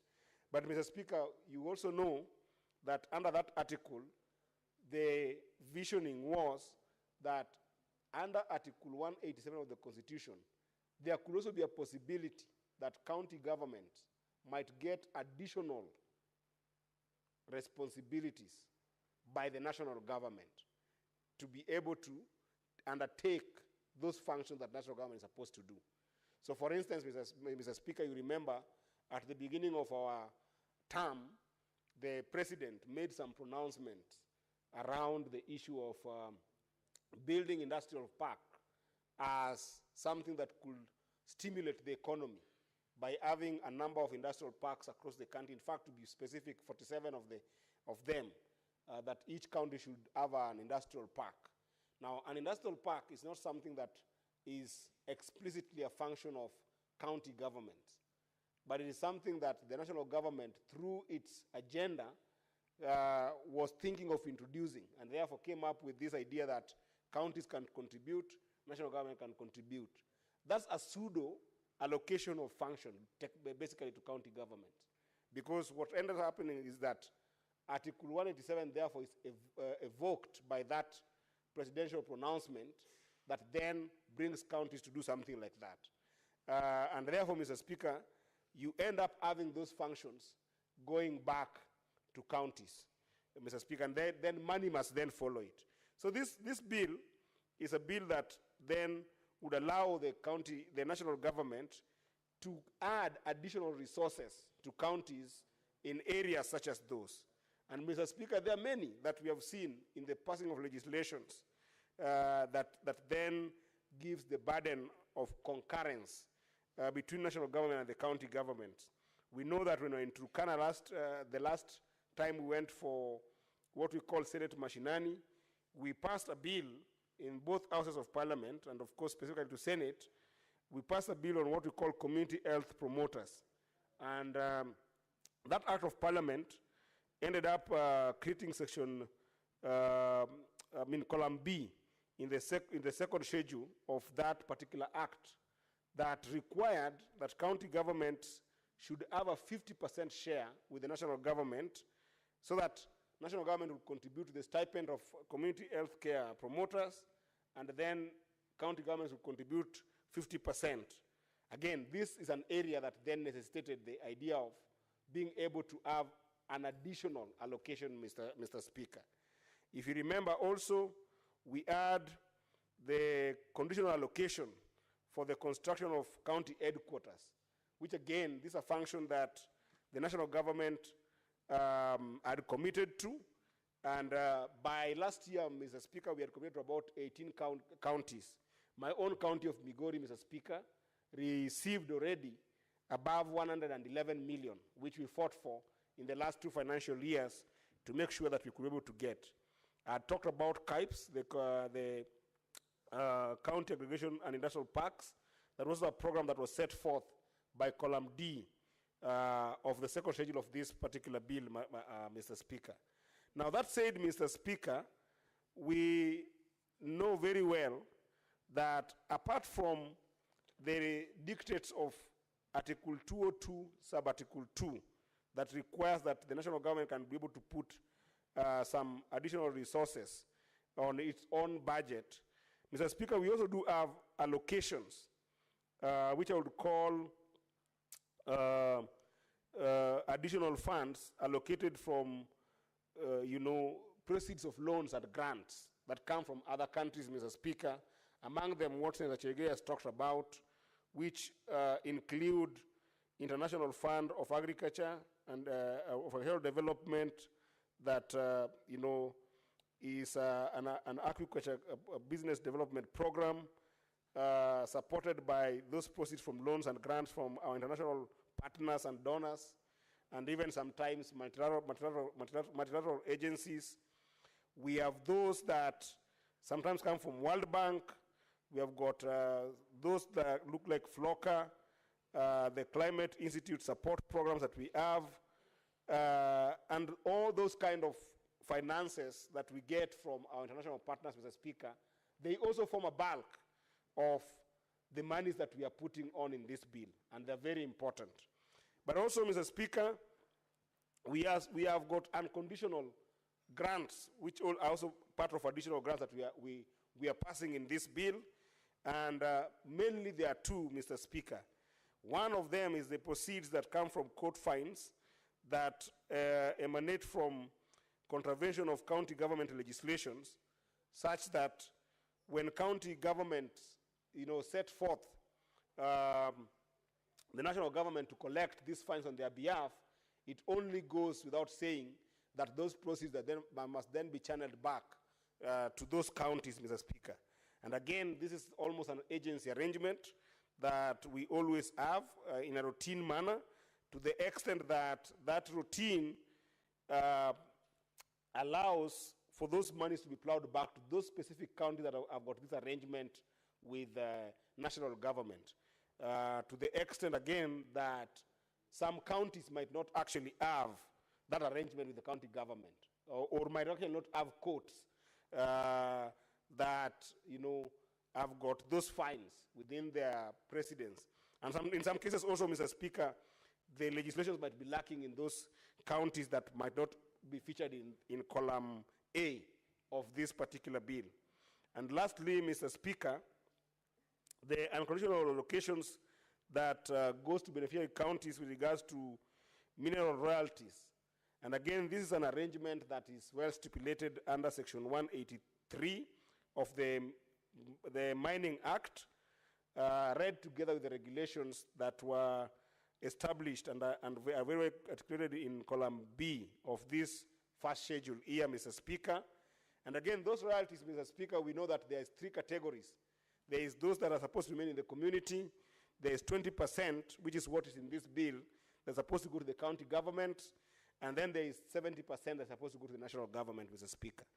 So with that, Mr. Speaker, I want to appreciate the tenacity and the effort that has been put by the Committee on Finance and Budget in terms of just being able to scrutinize what was forwarded forth by the National Assembly, to the extent that those particular additional allocations to county governments in those 4 different categories that I've mentioned have been very well articulated. And Mr. Speaker, this is one of those efforts that is fundamental duty of this Senate in terms of just making sure that counties do get enough and adequate resources to be able to conduct their functions, to be able to provide services and, opportunities to our people at the county levels. In fact, Mr. Speaker, by passing this bill, Mr. Speaker, in this House today, or should it happen next week, if the debates today will not allow for division, Mr. Speaker, in Migori alone, we will be unlocking a lot of money to Migori County. The additional allocation that I've talked about that are unconditional additional allocation to the Migori County government, Mr. Speaker, we will have on court fines alone, the money that will go to Migori County, Mr. Speaker, here, I can see that the total additional allocations from court fines will be about 974,000. That is money that we are allocating to Migori County. And Mr. Speaker, Migori County is the bedrock of serious mining activities. If you go to Makalda, Nyatike constituency, and you go to Masara, which is partly lying in Nyatike constituency, and mining activities goes all the way to Suna West constituency, Mr. Speaker, in Migori County, you will be impressed by the level of gold that comes from Migori County. If you also go to Rongo constituency, there is serious deposits of alluvial gold in Rongo constituency. Recently, Mr. Speaker, in Kuria West, a place called Keancha, we have just realized that there's a lot of deposit of gold in that area, which currently is predominantly an artisanal mining in that area, and facing a lot of challenges in terms of just revenue to the main people who matter, the young people and women and men who are always in these mines trying to make a living out of this. Royalties do come from these places, Mr. Speaker, and it's only important that those royalties that come from the organizations around this mining in Migori County go back to our county to serve our people. And in this bill that we are passing today here, it will interest the people of Migori to know that under those additional allocations for unconditional additional allocations for minerals, 20% that will go to Migori County is a whooping 3.125 million that will go to Migori County. And this is very important to announce the people of Migori, because we as people from Migori must and will always have a way to benefit from these mineral royalties.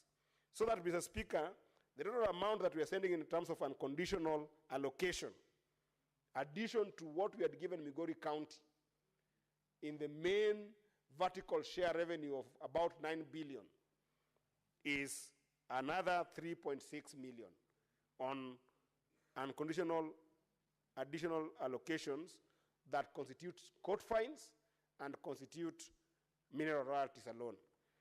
Mr. Speaker, further to that, it will be important that the people of Migori also take notice that apart from court fines and the issue of mineral royalties, there is conditional additional allocation from national government share that has to go to Migori County, which I hope that the county government will use prudently. These monies, one of them, it goes towards the arrears of county health care workers. This was a big issue, Mr. Speaker, that made me for the first time since I came to this house, I was thrown out of Senate when I was fighting for healthcare workers. And I was very, very categorical that there is no way national government will take the payroll of healthcare workers to county government and not follow it with adequate resources to make them perform their functions. It is here today that in Migori County, we are sending 27 million to go and pay county healthcare workers in Migori County through this bill. So it is important that people of Migori County take note that the effort for fighting for healthcare workers was not in vain, because in this bill, if we pass it as is, Migori County will get 27,687,815 shillings. I think that is very important. We also have community health promoters who have been crying in Migori County that they haven't gotten money. Mr. Speaker, we are sending 88.38 million towards community health care workers, so that the total conditional allocation that we are sending to Migori County from this alone is about 116 million when we pass this bill. It's very important, and I would encourage senators to also look into their respective counties. I know Senator Kajwang is in the House. There are a lot of money we are sending to Homa Bay County through the effort of Senator Kajwang. I'm seeing Senator Mungatana in the House, and many other good senators that are in the House now. Senator of Busia is here. We are sending serious additional money to counties through passing this bill. And that's an effort that is the most critical effort that we are having in this House, sending money to counties. Hopefully our governors will take note and make prudent use of these monies that we are sending to them. Mr. Speaker, it is also important to note that we are sending further 292 million to Migori County for a variety of functions that are in the category that I talked about, loans and grants from World Bank to do specific programs.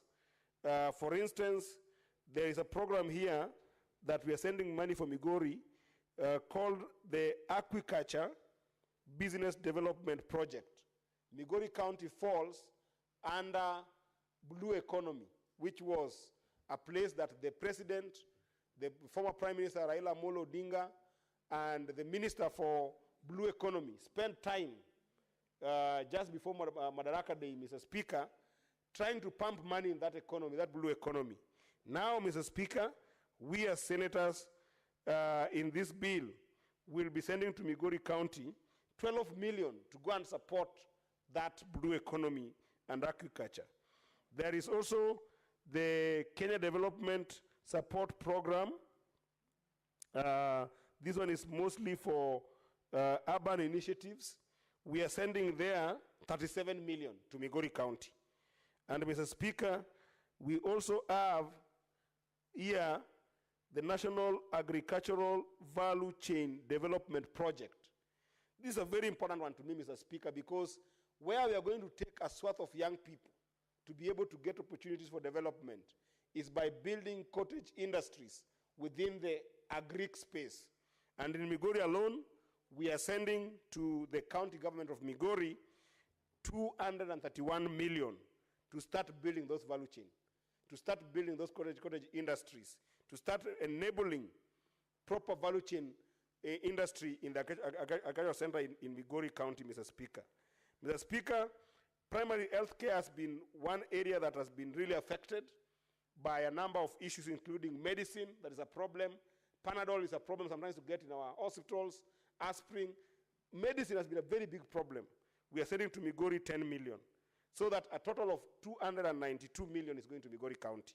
Mr. Speaker, I want to thank senators for this effort to make sure that these monies can go to Migori County, and I want to make sure that as a Senator Eddie, your time is up. Senator Karen Nyamu.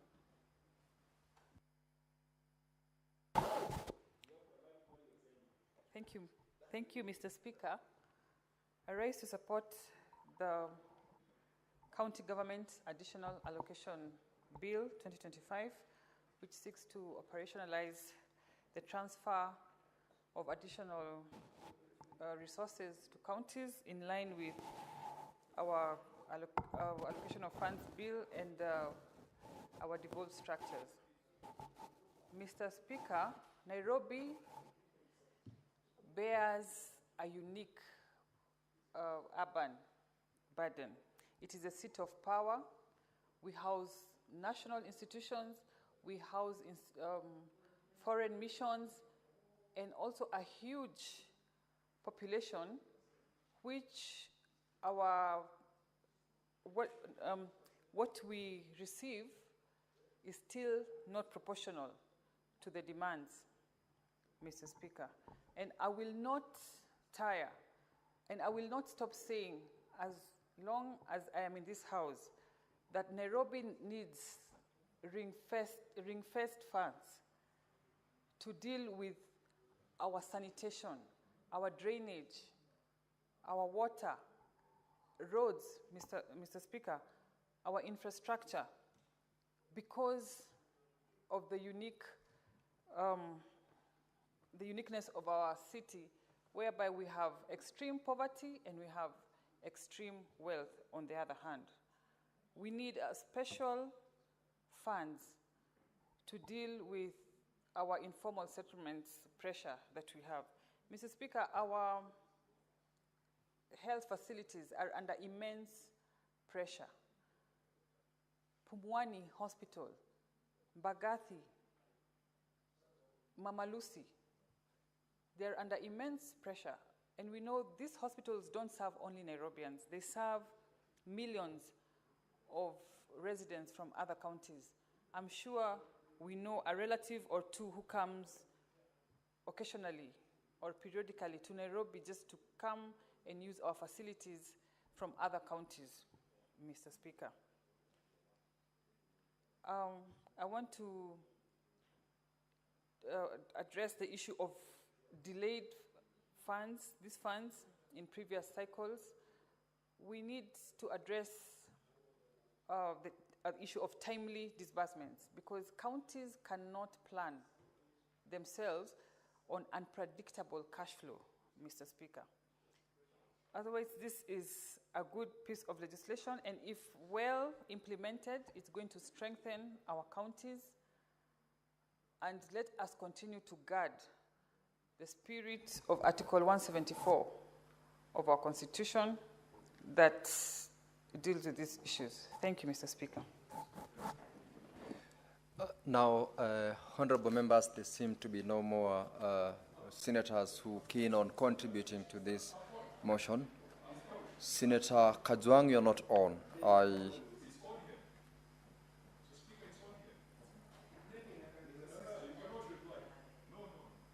I can't see any request from you.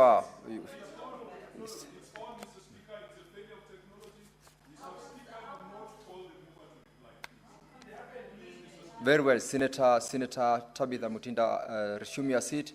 Senator Kajwang, make that request so that I can see from my end, so that I allow you to speak. I can't. Clerk, give him the mic.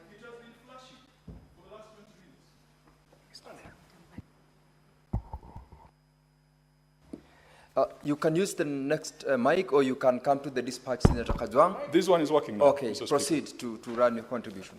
Thank you, Mr. Speaker. Mr. Speaker, I think we need to work on the technology, because this is such a crucial, such an important bill, Mr. Speaker, that the senator for Homa Bay would not vote for it without commenting on it. And Mr. Speaker, I rise to make my contribution to the county government's additional allocation bill. And I do pray that the committee would not be in a rush. This is extremely important. Mr. Speaker, the bill that distributed additional allocations for the financial year 2024-2025 was passed by this House only 2 months ago, because there were contentious clauses, because we had to go into mediation, because we had to deal with issues that touched on the welfare of citizens in counties, as well as some of our colleagues in the National Assembly. Mr. Speaker, you do recall that the Road Maintenance Levy Fund was one additional allocation that became extremely contentious, and up to now, the matter has not been settled. Mr. Speaker, I will be making contributions on this, and I will be using my full allocated time resources to ensure that we properly look at this bill. Mr. Speaker, I've had the privilege of chairing the Devolution Committee as well as the Public Accounts Committee. In that capacity, I've had interactions with the Devolution Donor Working Group. Mr. Speaker, the Devolution Donor Working Group is composed of people who have diplomatic passports and diplomatic immunity, and so there are some things that they cannot say openly. But the legislative framework for approving additional allocations, what we used to call conditional grants, is extremely lousy and not fit for purpose.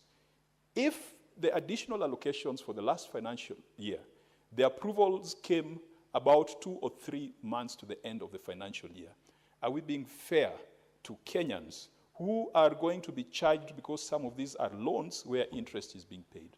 Mr. Speaker, we need to innovate a different framework for us to disburse additional allocations to counties. When we started devolution, we had one instrument called the County Allocation of Revenue Bill, which had the distribution to counties and also had the conditional grants.